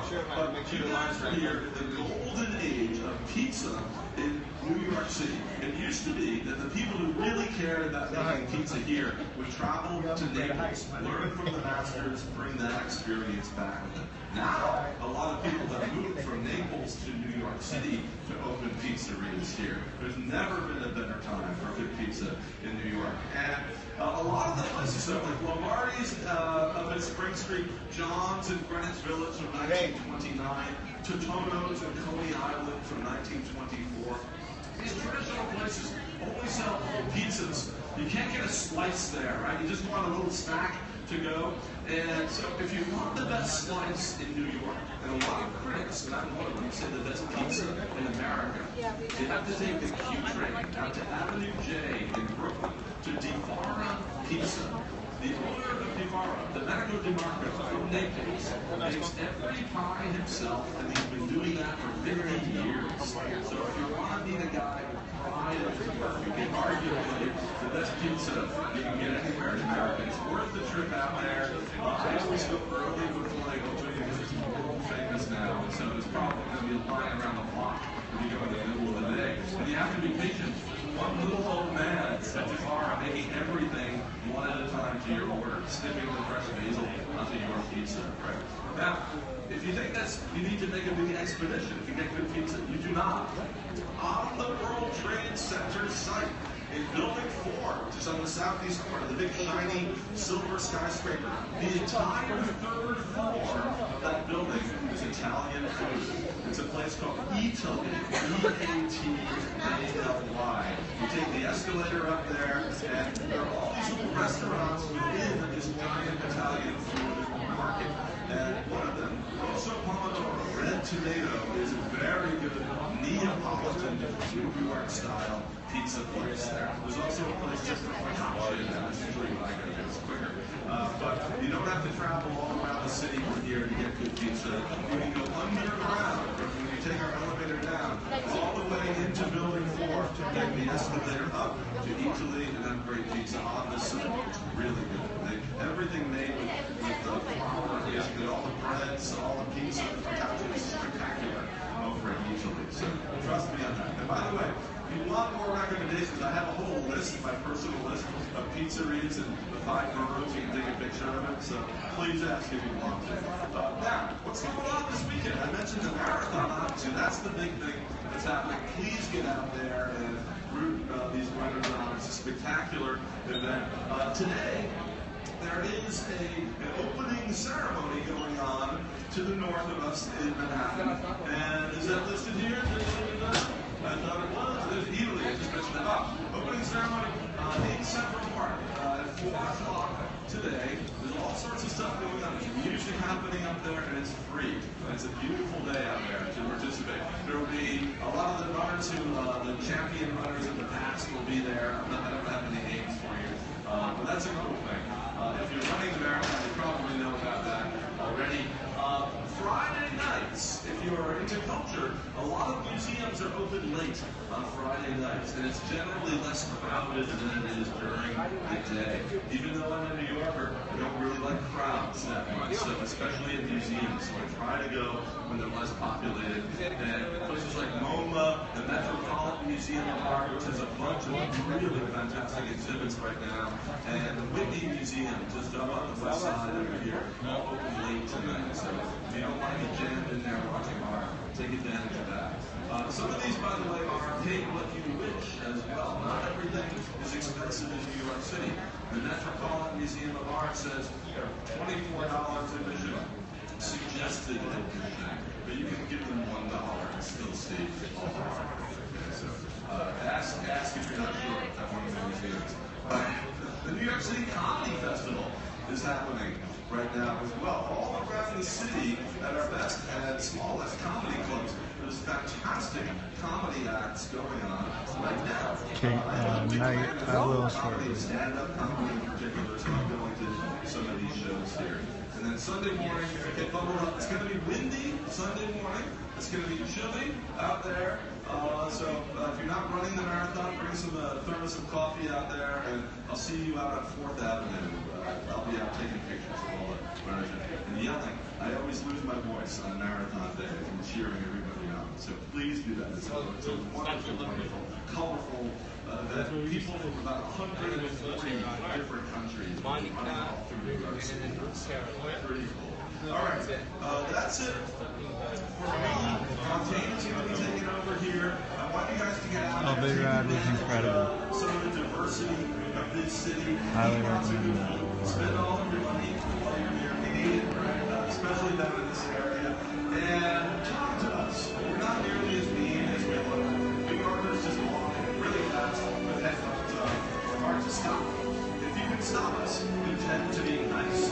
I'll tell you where Massachusetts is, an hour neighborhood, how to navigate the subway system, which my town. Don't be shy about asking.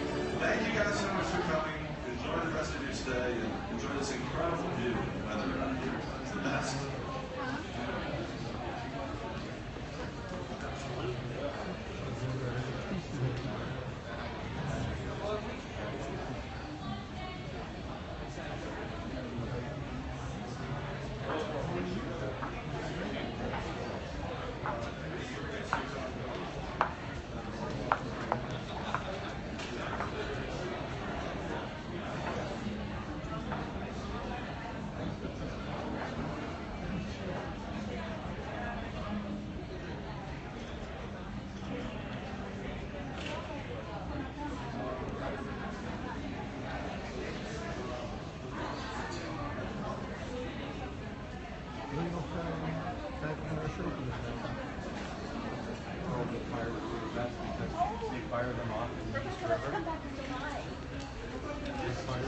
I believe tickets were about 35 to 40.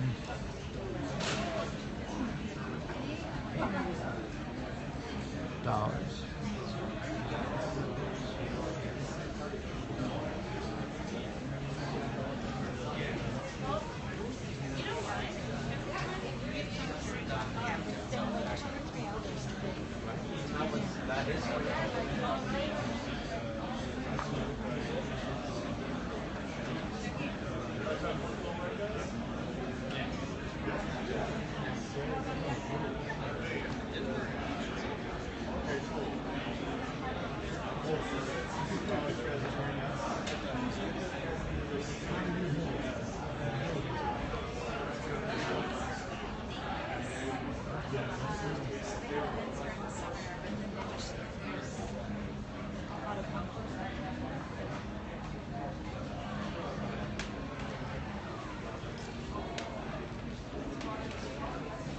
Scooter on mine. We'll charge him real quick so we can film for a couple more hours, and then I'll go over to the window in a couple minutes.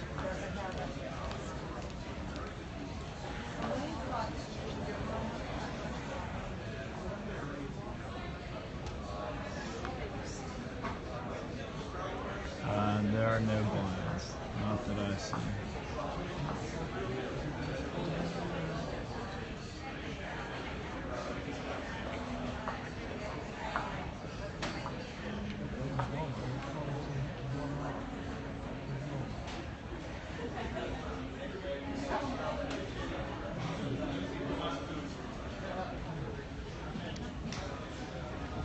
It's because I'm not Jenna. I work on the show. Jenna's not here today, so we are on the observatory floor of One World Trade, filming the views of New York City.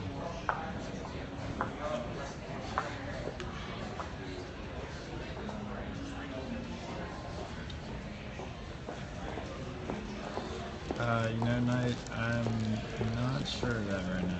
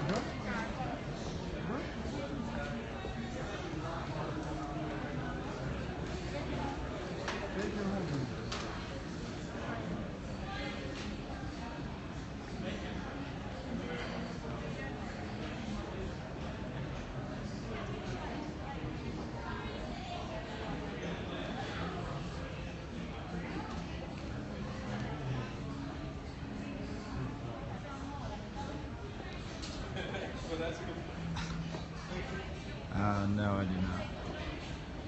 I don't know who you're talking about either.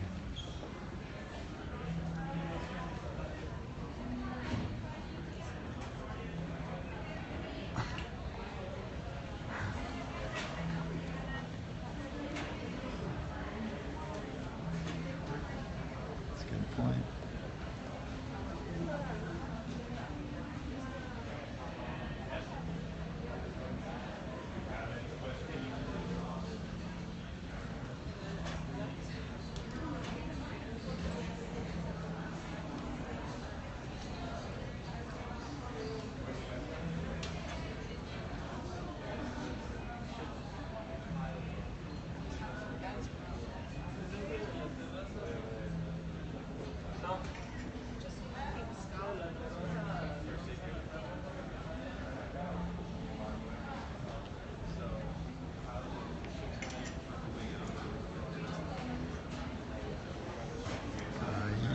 Yeah, I'm not Jenna, I'm a man.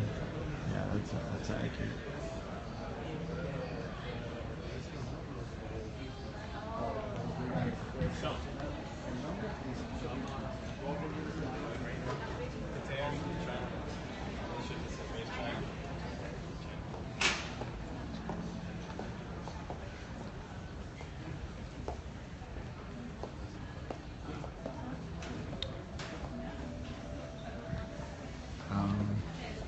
So Kelsey, I believe that's how you say it.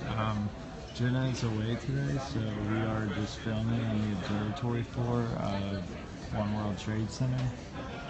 So to an extent, yes, that is what the show is today.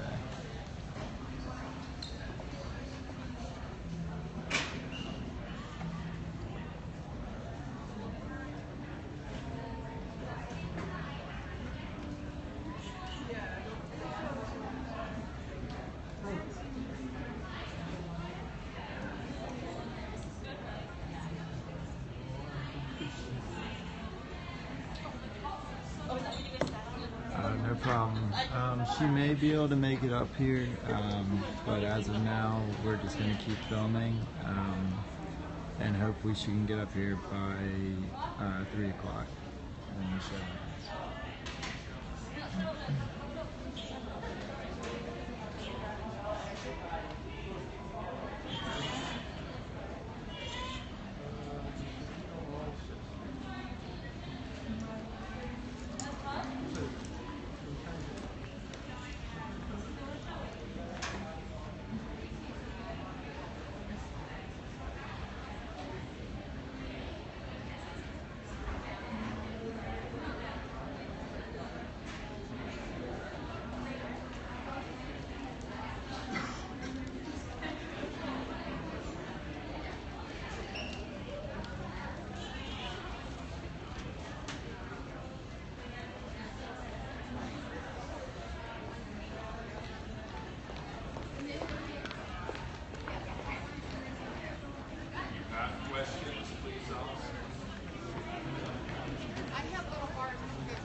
gonna go to O'Hara's.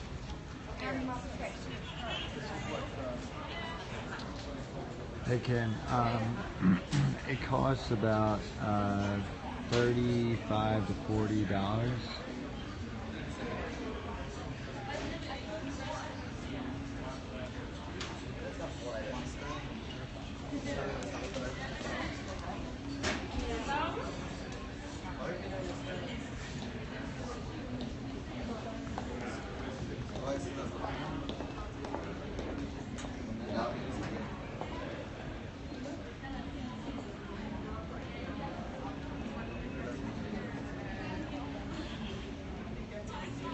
I believe we're between the, I think we're on the 104th floor. We went down a couple, so I think 104.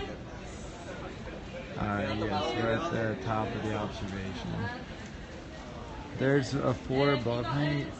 There's a cafeteria and a restaurant, but this is the main observation floor. And soon we'll be walking around and show you all the 360-degree view from the tower. Yes, this is inside the Freedom Tower, also known as, well, the actual name, One World Trade Center.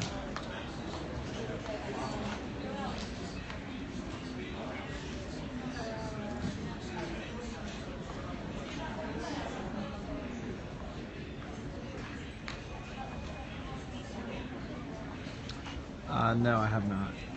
I believe there are a bunch of restaurants, Eataly's on the 3rd floor, but I've not been on those floors.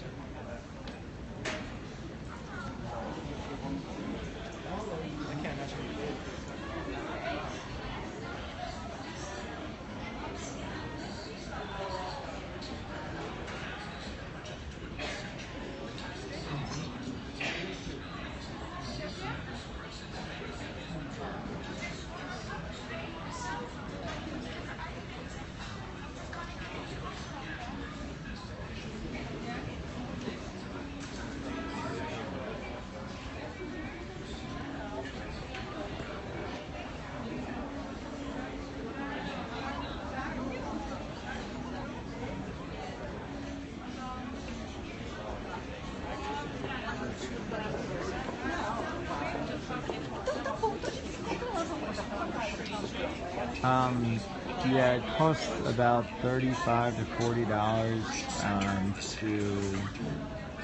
to come up to the observation floor. Once you're up here, there's no more additional fees. You can rent an iPad for $15 and there's food as well. I'm not sure if you can see the Giants Stadium. I'll check next time I'm facing that direction, but I'm sure you can. It's only a couple miles away. So the best part about this, ladies and gentlemen, it's not going to cost you anything. You have already paid for it. You want the entire experience. Be here. Smiling people. I always love people that are smiling. Where are you visiting from today, sir? Italy. Italy. Oh, okay. Well, I had to check on that because sometimes it's hard to understand. Like if he said Italy or Italy. If you're from Italy, then he's like over here at that little restaurant. And now I just have to make sure that what's the name of that? Because I had to talk to him about that cheese thing I know over there. That Italy. Oh, good. Okay. Who are you visiting? Dallas. Yeah, that's a whole other country. Yeah, that's okay. Who are you visiting from? England. Whoa. Where are you? Never. Nice to have you. Excellent. Where are you visiting from? Turkey. Okay. And I heard very sad. We're charging up the cameras right now so that we can film for a couple more hours. So we'll be walking around to show you all the views in a minute. Yes, yeah. There's some guy named Columbus.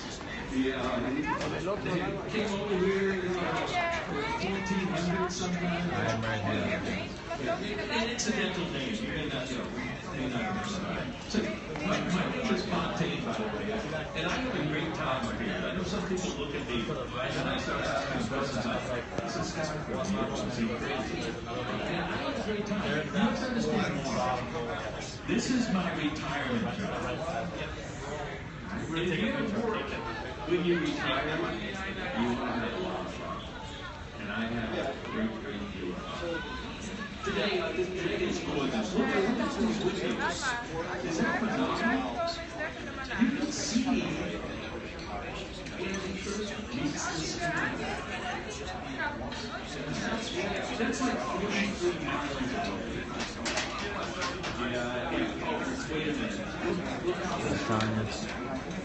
all the way out there in the distance, that building you see way in the distance, that's Pennsylvania. And if you go this way, if you went straight, I guess they say as the crow flies, which they never fly straight, I don't know why they say that, but anyway, straight out, that is 63 miles from here. So I've got now, think about this, New York, New Jersey just across the way, just in case you don't know what that is. Pennsylvania, and if I'm on the other side of the dam, there's another one looks like this. If you stand up and try this, get up there, stand like this, and look about the same angle I am, and you'll look over the Long Island Sound, and you'll be looking at Connecticut. Your state's is that cool? Really is. And think about Manhattan. If you're looking at Manhattan as it is today, back up just a little bit.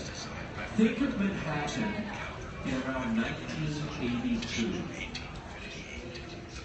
And if you were in one of the Trade Center buildings and looked out the window, you look down, oh, those buildings right over here, you see, they wouldn't have been there.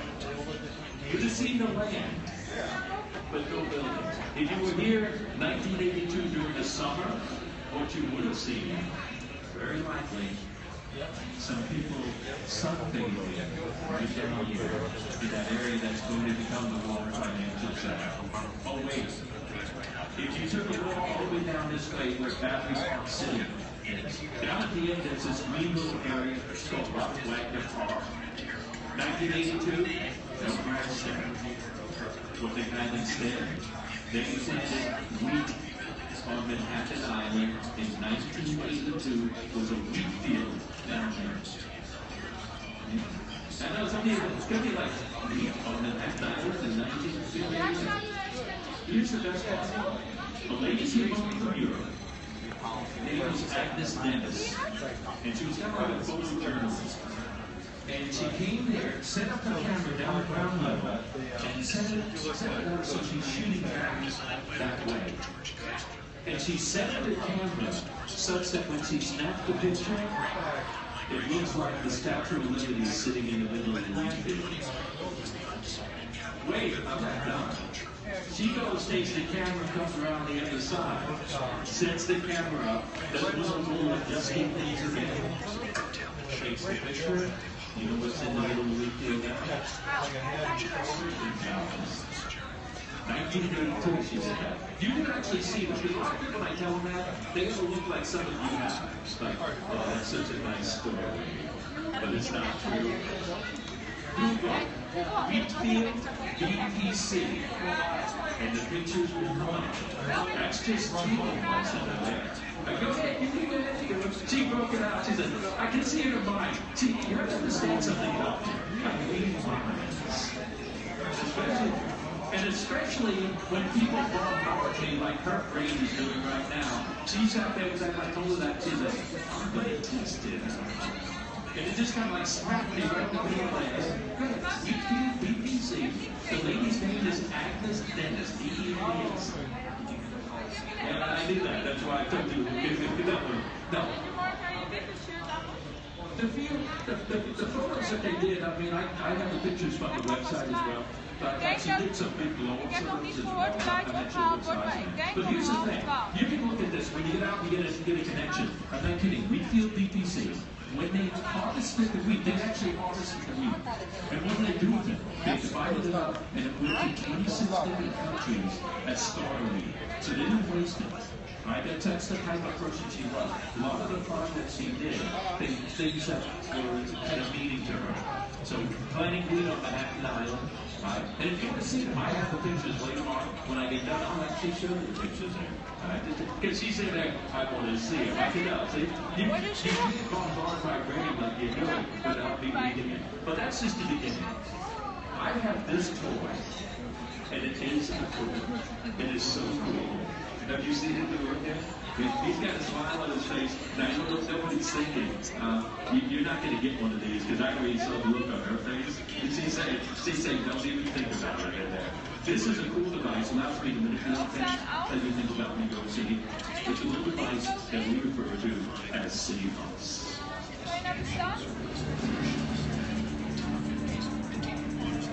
So all of you realize that we're on the 100th floor of probably one of the most amazing buildings that's ever been constructed. And City Pulse, come on over there, City Pulse. It's going to help me show you New York in ways that you've never dreamed. If you go to the past, well, it's evolved. This city, it's just constantly changing. So I'm going to pick up your stories. What? I love that. And I can see the, I told you, yeah, see, no, you need to talk to her about anyone. These are really cool. These are the things. You're going to plug it up. All we know about this technology is what's called gesture recognition. You've seen that with games and so on. For example, you see this building right down here? I don't like it sitting in the middle of my water. So what I'm going to do is I'm just going to grab this thing and I'm just going to get it out of the way. Yeah, that's good. Who's sleeping right over there? That's a lot better. Okay. But I can see, I've got people that like land.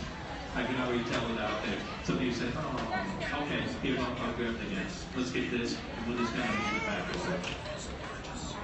Yeah. I know that makes some of you feel a little bit happy.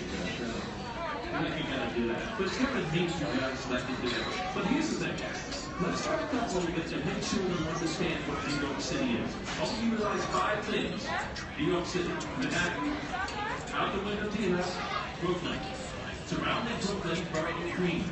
You know Queens, if you came in here by Kennedy Airport or LaGuardia, that's Queens. So uptown, cross over a river, and you're going to be a place called the Bronx. And that's the only piece of New York City that really is not It's actually attached to mainland. I'll sit back up just a minute. Brooklyn and Queens, they're an island structure. They're called Long Island. Long Island is 4 components. Kings County, Queens County, Nassau County, and Suffolk County. So those 4 pieces make up Long Island. Long Island's not just 2 square pieces. The 2 parts this way are part of New York City. The other 2 parts of it are part of New York City. So you have 4 pieces. The 5th piece, right out this window, all the way on the far side, you can see a little bit of glistening over there when the sun's hitting the window. That's a place called Staten Island. Staten Island is actually more than twice the size of Manhattan. Maybe I should tell you this. You're visiting the smallest piece of New York City. Yeah. I know, I can see you go. The smallest piece. Queens is the biggest.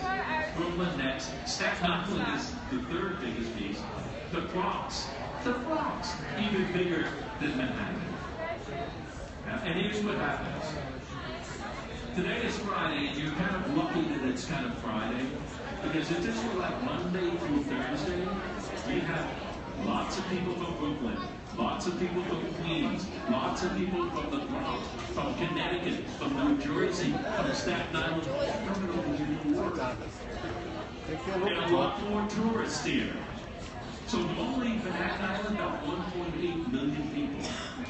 During a business day, just short of 4 million people on the smallest piece of New York City. I can see some of you thinking, I'm going home, because I'm one of those ones that's visiting there. You know, it's kind of a crazy, crazy place. Great place to go. Out the window, like I mentioned, that's New Jersey, not North New York. It's New Jersey. I do mean at Jersey City. A lot of people that live there really work here. So it's an integral part. It's part of what's called the greater metropolitan area, New York area. So phenomenal things going on. But let's take a look at something else. This is us. Right here, One World Trade Center. You get an idea where we are. We're about as far downtown as you can get. Each of these little black circles represents kind of a point of interest that I can tell you about. And let's take here's great. If you haven't had a chance to do this, I really encourage you to try to get a ticket to go out and visit right here, Ellis Island. Have you got a chance to visit Ellis Island? Is that cool? Ellis Island. Ellis Island Immigration Clearance Center. It was in service from about 1890 to 1952. During that period of time, anyone who wanted to come, and most everyone who wanted to come to the United States was cleared. I don't say everyone, I can't say that, because if you had some money, you didn't necessarily go to Ellis Island. It's kind of like today, if you got a little cash, you don't have to go to places that all the rest of the people. But here's the thing. The part that I love best about Ellis Island is that when you get there, there's an audio tour that's part of your fee. You already paid for it when you get out. The audio tour will walk you around on the main floor, and it goes into these little sections. And each of those little sections, there's information about why people came here, what was right, and something, all that stuff. But the last portion of the audio tour is, in my mind, the very, very best. At the end of this little narrative that goes on, they will direct you over to an area, and then you say, this is the luggage depository. This is where people would have deposited their luggage before continuing with their revision process. And then you say, look over to your right, and there's a set of stairs. And they'll tell you, walk over there and start climbing up the steps. I did that. I walked over there, I started climbing up the steps, and then I listened to that audio tour a little more intently, because what they said scared me. They said the doctor would have been up on the top, looking down. The beginning of your physical examination started on the walk up the steps. I was dragging a little bit. Until I heard that on the audio tour, my steps changed very significantly. I said, moving a little more briskly up this step. But here's the thing, they walk you through every one of the components and stations as if you were an immigrant coming to the United States. If you want an idea of what they went through in the process, go to Ellis Island, be sure to take the audio tour. It doesn't cost you anything more. All you have to do is get inside there, walk over to the right-hand side, there's a little checkout place, you check out the audio tour, and you're off and running. Phenomenal tour, and it's all of your Ellis Island Libby Island visit. So you get the ticket, it's going to take you to Ellis Island and to Libby Island. You get both of those for the same price. Only caution.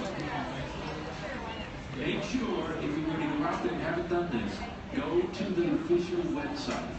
That is statuecruises.com.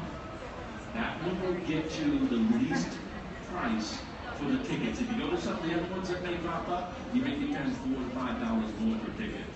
Alright, so think about that. There's only one way to get out there, and that's the white ferry boat that runs from down here or from Jersey. Alright, if you go to Libby Island outside ferry, only way to get out there, only one official website, statuecruises.com. So think about doing that. But let's go on to something else. This is the wealth of knowledge that City Hall has. And I can kind of tap into it at any point in time. But here's the thing. I believe we're about 1,400 feet right now. You're in here. It's still time. By the time you get down here, get outside and start to take a look at maybe some of our parks. Because New York City is not, there's a lot more to New York City than what you see out these windows. You see concrete buildings. But as they started putting these together, what did they do? They wanted to preserve green spaces. On top of buildings, you see rooftop gardens. You walk down the streets, you're going to find botanical gardens, and if you peruse around most of New York, you're going to find some of the most phenomenal parks probably anywhere around. So those parks, if you will, get back in here. They did that, right? Those parks that are around, these are some of the ones that you can go to. And these are some really kind of neat places. I like two. And one of them is in transition right now. And that one is up on 42nd Street, and that's Bryant Park. At this time of the year, they're setting it up with a winter theme. It's kind of crazy. This green area you see right here, forget it. It's not green. It's an ice skating rink. Around it, vendors selling different things. All these artisans with different things. Got some gorgeous cookies up there, folks, if you're into cookies. Oh, I hit a spot. Every time I mention something that I think you may like, she looks at me and you're like, forget it. You're not going to go. Okay? But they're really kind of a great place. But here's the thing. Bryant Park is a place that most of you would not have wanted to be back in the early 1800s. You know what they did here? This is where they planted bodies. This was a potter's field. Oh yeah, it was something else. So what do? They clean the area up, and I think they have all the bodies out. I'm almost sure. Here's the reason I know. Underneath all this green area over the ice skating rink is, are the stacks for the New York Public Library. So I'm sure when they were digging to do that, they got all the bodies out. But around the corner is the New York Public Library. There'd be materials out there in the summer for you to read. They have a Bryant Park Grill, a great place to go. But winter at Bryant Park is phenomenal. And if you get a chance to walk up there, just take a look at it. It's really kind of good. If you're coming back later on, really get up there before it closes, because you can buy some great stuff up there. So that's one trip. But you want to go a little bit further uptown, and you have to hit that one that we managed to centrally locate. And we like the name Central so much that what we do. We named it, if you will. Let me get back over here. Did this twice now. I don't know what's wrong with me today. There we go. I get so excited I wanted to get up there to Central Park that I forgot to do my little thing to get through here. So once we split through. But if you want to really try to take a trip up to get up here. And especially this weekend, you know what's happening up there? The New York City Marathon. Can you imagine crazy people are going to go over here to Staten Island where I grew up, run across the bridge, run up through Brooklyn, run into Queens, and that would be enough for me.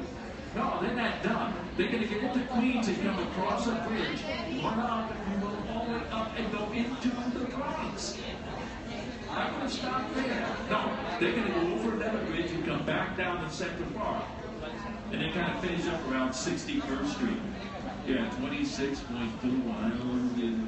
That's crazy. Any crazy people in the here's it. Any people that are crazy that don't want to admit that are crazy people that are running? Yeah, right here. Yeah, there they are. See, you always know that there are a few of them around up there. And everyone's in this all that distance up there for what? Pasta at the end of the night. Oh, that's just, yeah, she's saying, yeah, that's good stuff. But that's a great place. So here's the thing. You're going to be up there, you're going to see the Bethesda Fountain, you're going to see the Bethesda Terrace, you're going to see lakes and streams. You're going to actually buy where the little sheet meadow is. Oh, wait a minute. All of you know how artificial Central Park is? This is man-made. Yeah. Oh, yeah, I'm sorry, man. Yeah. What happened in the 1800s? Yeah, I'm busting a bubble here. In the early 1800s, when they had this parcel of land, it's about 840 acres of land. This is a mess. Swamps, poison ivy, poison oak, nasty things. They clean it up. They want things to grow. So, but it's not his property. Here's where it comes in. They go across the lake to a neighbor over there, New Jersey. They bring in topsoil. That's where we came in. Because you blend that with the topsoil and then you start going slowly and then put it into the streams back over to New Jersey. It's a crushed rock. You lay the foundations. All you folks that are not good swimmers, don't worry about it. These lakes are tied into the New York City water system, so you literally can regulate the depth like they regulate the water to depth. Great place. But here's the deal. Central Park has everything on it. You have the winter activities, you have the summer activities, the marathon. Think how many sporting events that we have in New York City that either start or end in Central Park. That's how gorgeous that place is. But for a New Yorker, though, here's what's so neat about Central Park. No matter where you are in that park, you can have the quiet, knowing that you're only a few blocks away from the hustle and bustle that makes New York really what it is. So think about doing that to get up there. But here's the thing.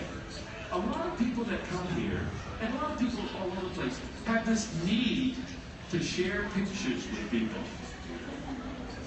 I don't know why. They have these things they call Instagrams. Well, we're crazy enough that we monitor some of the Instagram accounts. Oh, yeah, people like to tell us what they're doing, so they have like Twitter feeds. I don't like those. But one of these days I'm going to look over at Twitter, and it's going to be someone that will have tweeted my show, and I don't want to read well about what they're writing over there. But there's some of the other things going on. Lots of things happening in there. The construction, that's kind of cool. That's over here in Brookfield. They're taking cans and creating little objects, sculpture from the things that they will go see some of the things that they're doing. Remember Central Park up there? If you want it, the marathon is going to start, but tonight, really it's actually tomorrow at 4 o'clock, is the opening ceremony up there. It's going to be right around 61st Street. In their opening ceremony, they're going to introduce some individuals that are former winners and so on. So lots of things up there. Get up and take some to see that. If you want more cultural events, 2 things that I really like. Metropolitan Opera. Another thing in there, it's actually ballet season. But all of that, not so much the ballet, you're at Lincoln Center. Lincoln Center this time of the year is a phenomenal place to be just to people watch. Lots of things going on. If you're not going to go to a show, get up there in the evening and be there when one of the shows exits.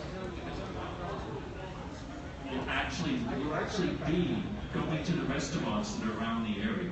And you can actually go to some of the restaurants where the performers are and sit and talk with them. And it's a great time to go. But look around for other things in there. This is what makes New York really what it is. Look for these people. These are the people that you're going to see. Over 8.5 million diverse people making their lives in this great, great city. And what is it about them? They bring passion. They bring energy to this city. And they make this a city that never sleeps. All of you folks that are not from here, don't worry. By being here with me today, I got towers.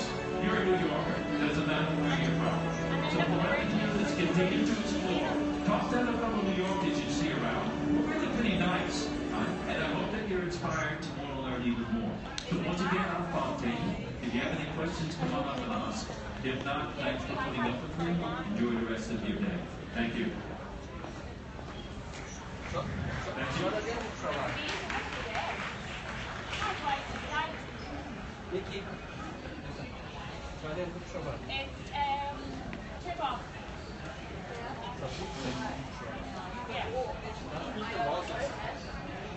Sonst war's sogar.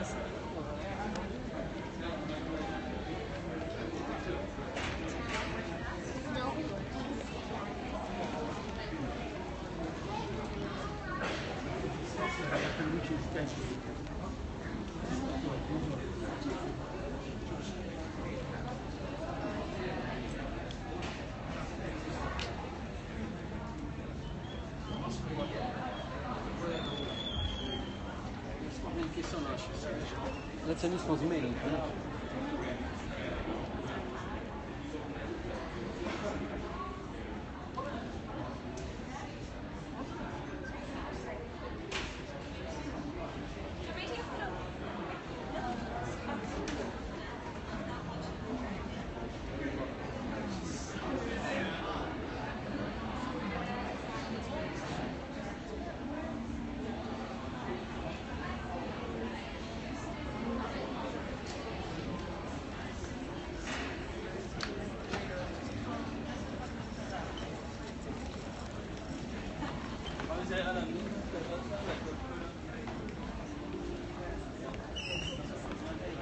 So good afternoon, ladies and gentlemen. In a few moments, I'll be starting another show on City Pulse. But I see some marathon people who are roaming over this way to ask me a question.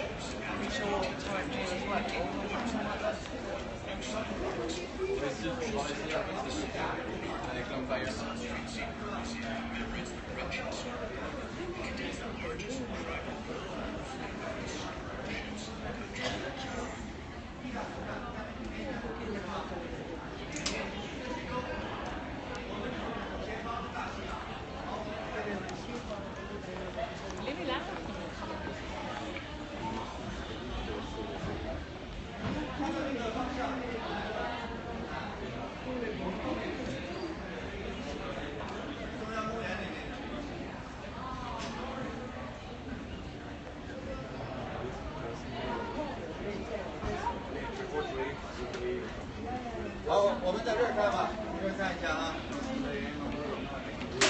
大家看这个角度，对面还有一条河，对不对？对。这条河就是你们上船那条河，下面有一座那座桥，哥德式的建筑拱门。杨先生来。这。有知识人不听话。要知道。这是50年代桥，1883年建，咱地球人类的最早的钢索悬崖桥，贝勒桥。我当年说人都不敢过，牵大象走的。 So once again, ladies and gentlemen, I'm about ready to start another show on City Pulse. City Pulse on these 10 TV monitors. See if you get in the circle right in the yes, if you like these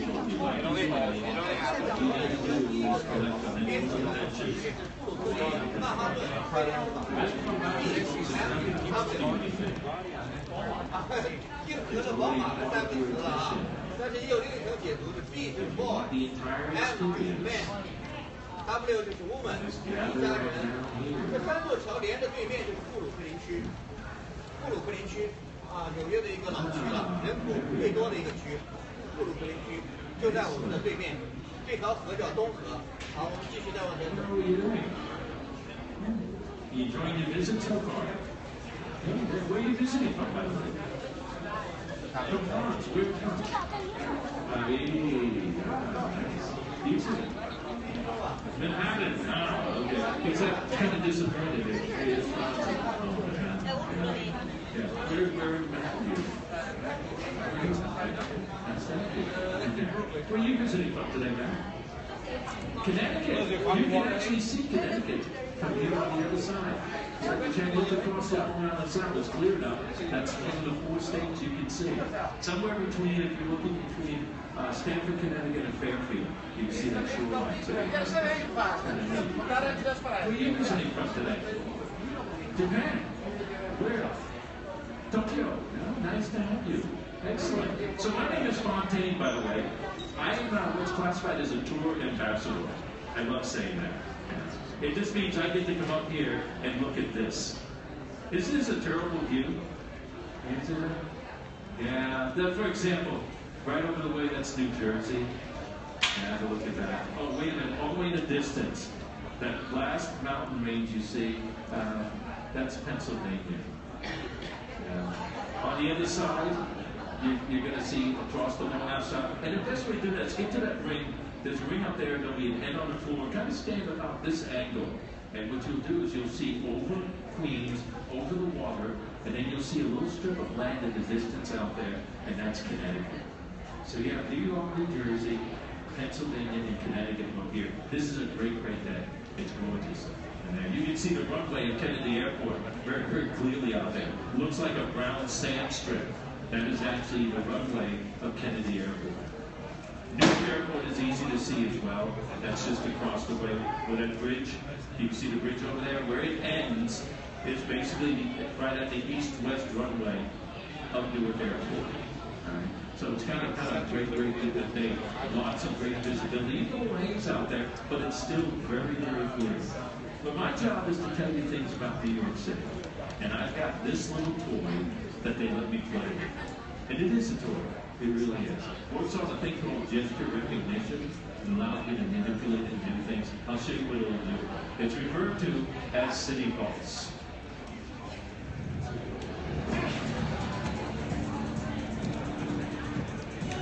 So here on the 100th floor, there are days when it's really not like this, but there are days when we're really in the clouds. And City Pulse is a way of helping me show you New York in ways that you probably have never read. For example, New York in the past, well, we know that's evolved. The city, this is constantly changing. I can tell you things that occur at various hours of the day, and more importantly, from various corners of this great city. I love doing it. It's a lot of fun playing this. But this is a neat device. I can just manipulate it to do different things. Like, if I don't like this scene right here, I can just kind of push it away. Some people get a little nervous when they see the building leaving, so I'll stop and I'll put something in back. Those people like to see from land. I'm one of those guys that likes a lot of water, so I just let it continue all the way on the other side. And I think today I'm just going to leave that. I'm not even going to bring it back. But New York City is an interesting thing. A lot of people are confused when they come here. All of the advertisements you see in the movies and TV, they usually depict New York City as Manhattan. Once in a while they'll show you Brooklyn across the way on the left. Now, rarely do they get up to the Queens once in a while. Or up in the Bronx, going 12 miles across the little river, there's a place called the Bronx. Forget ever going to where I grew up. To get to my place, you actually have to go across the water, hit that landmass in the distance. That's Staten Island. Yeah, you see that maybe, I've seen that only once or twice in a TV show. That's how people, but that's okay. Staten Island, if you don't realize it, is twice the size of Manhattan. Oh, wait a minute. Let's do it this way. Manhattan is the smallest piece of New York City. Yeah. People come here. Queens is the largest landmass. Brooklyn is next. Staten Island is third. The Bronx is even bigger than Manhattan. Population here about 1.8 million people on Manhattan. And this is a Friday, so it's not quite as bad as it normally would be. Because a lot of people kind of take off on Friday. But it's just like Monday through Thursday. Brooklyn would send all of their workers over. Queens, Connecticut would have workers coming down. The Bronx, even New Jersey and Staten Island. Tourists here on a day, this population of this island, people that are visiting, people living, or people live here, could be just short of 4 million people on the smallest piece. This is the observation for One World Trade Center. But it's kind of big. Out there in New Jersey, you're looking at Jersey City, changing like crazy. Taller buildings are going up all over. And in another 5 years, you're going to see buildings even taller than what you see over there right now. And it's going to change that landscape. They approved buildings to go almost 170 feet taller than that glass building you see on the pier. That glass building, by the way, next to the clock, tallest building in the state of New Jersey. And you think about buildings that are moving 170 feet. The only thing is we got John coming back. Well, let's take a look at some other things. This is us, just so you get an eyeball, right there. All these other little black dots are kind of points of interest that I can tell you about. And there's kind of some neat ones, you know. Before I was talking about a little bit about Ellis Island, nice little place out there, but that's there. There's another little place right over here. This is at Governor's Island. Don't confuse that with Staten Island, like a lot of people do. They look out the window, look at that island, and ask me for Staten Island. Now they're pointing it out for you. But here's the thing. People come here and they're told to do a couple different things. One of those things that they do is to make sure they take a look at this little piece of land. Right out the window, the glass, the stone structure, if you can't see it, right over here. Right now. That's the Brooklyn Bridge. Opened up in 1883. Phenomenal bridge. Connected at that time the city of Brooklyn. That's what it was. The city of Manhattan there. It was supposed to reduce the barge or the river traffic like that people used to transport back and forth. Didn't do it. They had to build another one. That was the Williamsburg Bridge.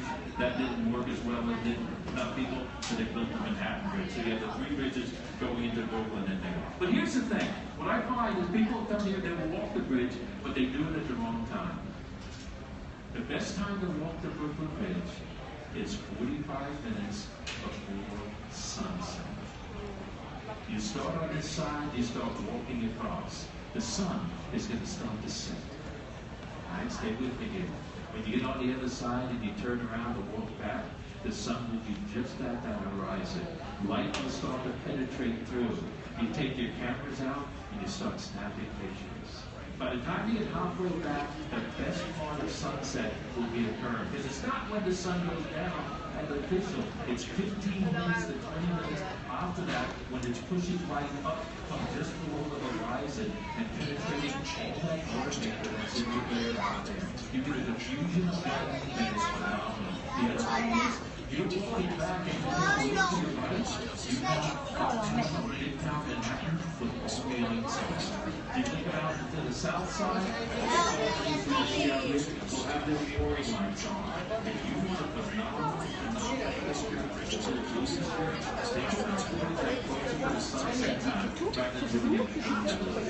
that's his possibility. You can still walk it the way you want to, but that's the most phenomenal. Well, let's get on to something else. These are the topics I can kind of jump into, and it's really kind of a neat thing. But again, I have not had lunch, so I'm thinking food. And I think I'm going to go up there. New York City is just a crazy place. The diversity of the city allows you to get almost any type of meal you want 24/7. Think about this. You have halal carts. You probably saw some of them down below as you were coming up. Walk into here and here's a Sakadi Park. You're going to find food trucks, but trust me, you can find endless ways to get that taste buds and tantalize. So in the morning, nothing says New York more. Cream cheese, toasted bagel, cream cheese over the top, a nice thinly cut smoked salmon sitting over there, and a big slice of tomato. Are you okay now? See, you get that they're like, oh, wait, can you get a sweet too? Maybe you want cheesecake. Yeah, that's pretty good as well. Any time of the day you can do that. But here's the thing. You want to get into a discussion with people? There's only one topic on here that will get you into a lengthy discussion about who has the very best, and that would be right here. Pizza. New Yorkers are crazy about pizza. I really are. The very first licensed pizza establishment in the world, probably, definitely in the United States, was up on Spring Street. A guy named Gennaro Lombardi comes to the United States, and in 1905, he opens up Lombardi's. It's up on Spring and Park today, which is only a couple blocks away from here. Well, you know what a New York style pizza looks like. It's thick crust, it looks like this. All you have to do is lift up the edge when it's cooking, and it'll have a nice char on the bottom. The mozzarella cheese will be bubbly and starting to turn around. When it comes out of the oven, they slice it into wedges.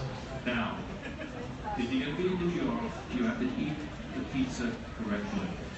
First off, no knife, no fork. Don't do that. Right?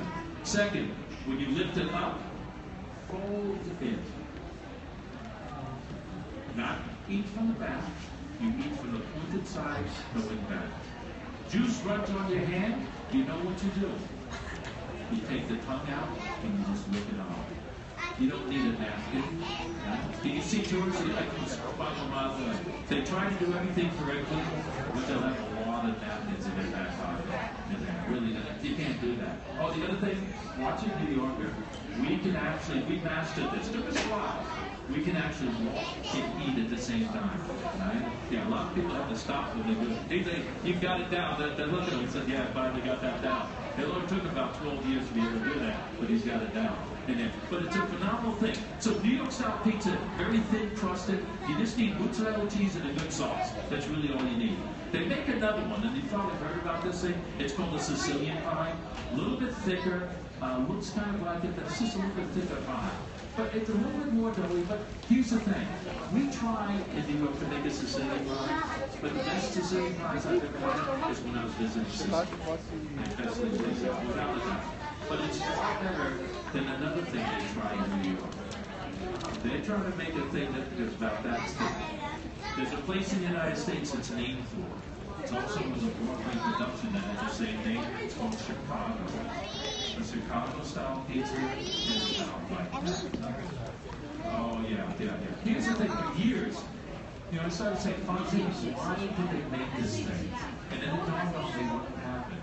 They like New York-style pizza so much, they would make two of them and stack one on top of the other when they put it in the oven, and you get this nice thick crust in there. So here's the thing. Try this. Next time you get Chicago, slice it out and separate it. See if you get two New York-style pizzas that is one Chicago-style. But it's a great place. Where do you want to go? Well, right across the way in Brooklyn Bridge Park, there's a place called Grimaldi's. All of you heard of Grimaldi's pizzas? Yeah. All of you realize that if you want a Grimaldi's pizza, don't go to Grimaldi's. Why am I going to go there? And here's the reason. Patsy Grimaldi sold his business. Decided to get back into it. Could not call it Grimaldi's 2.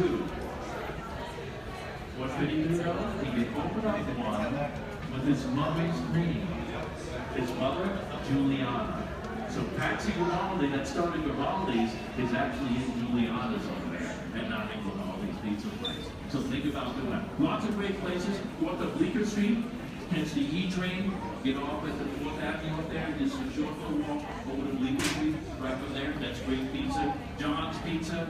Up there, there's Kesties. There are a lot of great New York South pizza places all around here. And you just have to find the one that you like the best, man. But that's another story. Let's go on to something else. Oh, everyone in the world wants to share pictures with everyone else in the world. They call this Instagram. And you can see big monitors on Instagram. We have live Twitter feeds coming in. Always make me nervous, because one day I'm going to look over there and someone will have tweeted the show, and I don't want to read myself. Now, things that are going on, remember marathons this weekend. You want to get up to Central Park, your marathon, yeah, now you're shaking his head. Yeah, he's one of those crazy guys that's going to start over here on Staten Island and run over the bridge, up there, the Arizona Bridge, into Brooklyn. I would have stopped there. But then he's going to go all the way up over to Queens. He's not going to have enough, and he's going to come across the 59th Street Bridge and go first. Stop. No, he's going to go all the way up into the Bronx. Turn around, come back down south, and then finally stop around 16, 32, just this side of a little restaurant. Yeah. You figure that out, man. No, he doesn't. But the marathon's going on. They also have a big ceremony. Think about going to that. They're going to bring in some individuals that are formal winners. And they're going to be talking up there as well. Great time, great to see all the people that are going to be engaged in it. A lot of people will be on it. So if you think about that, maybe you go there.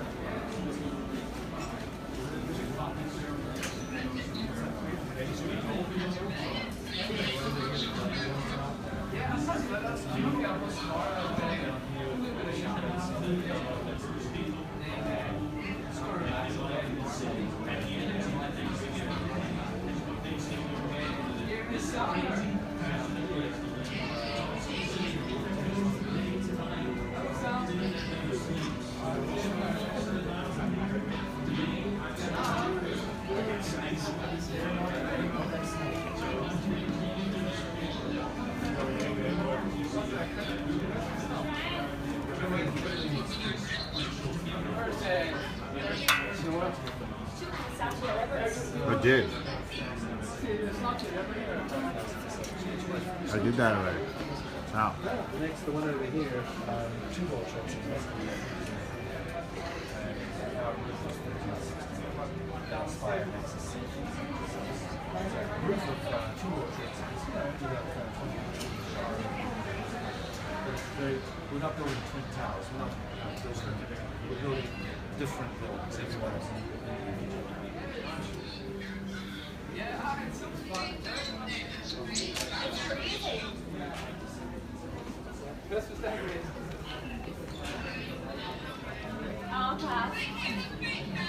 See you later.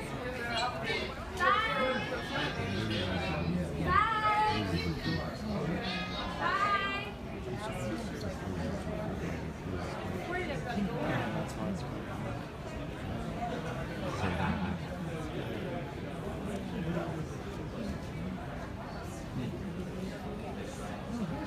This might be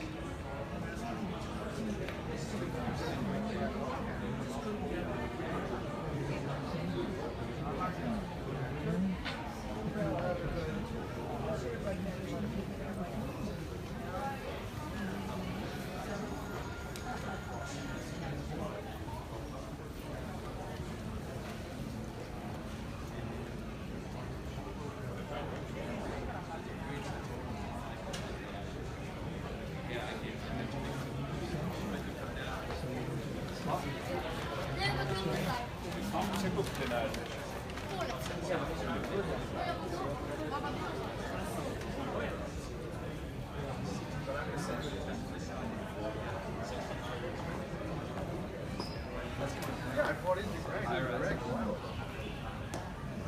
Yeah, I gave him $60.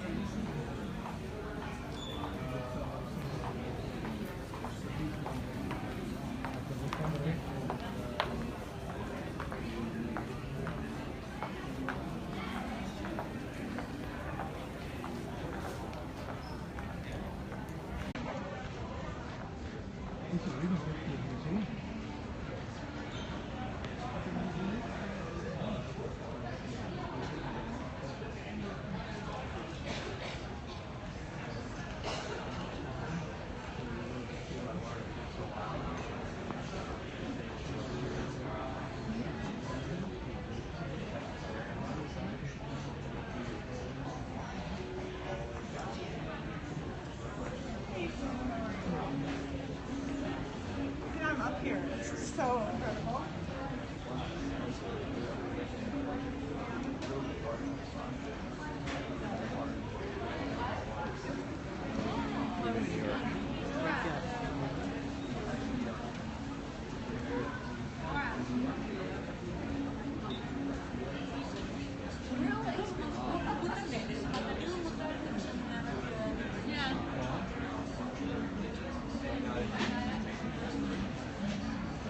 Pokoknya sisi Liberty.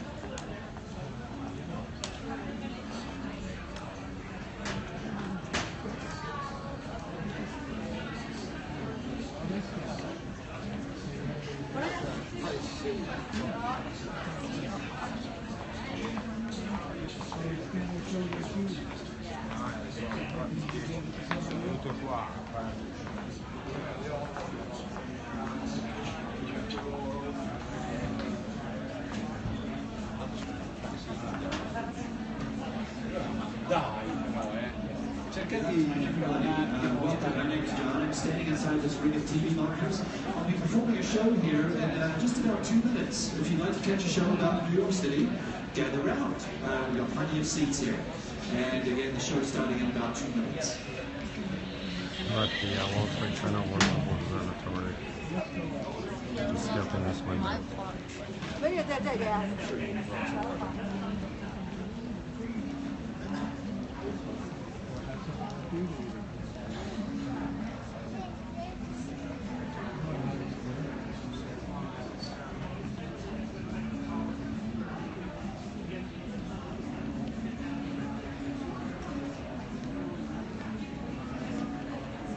Again, good afternoon, everybody. My name is John. I'm one of the tour ambassadors here, and you'll recognize us by these outfits. We're walking the floor and we're here to answer your questions.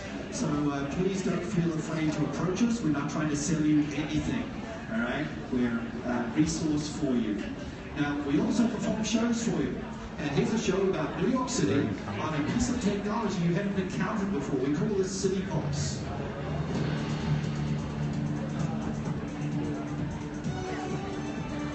Now, you're here for the view, of course, and it's a spectacular day, but I'm going to show you New York City virtually. I can wave my arm and show you the city of the past or the city of the present. Maybe tell you some stories from throughout the history of New York City at every hour of the day, and navigate through New York's streets at night.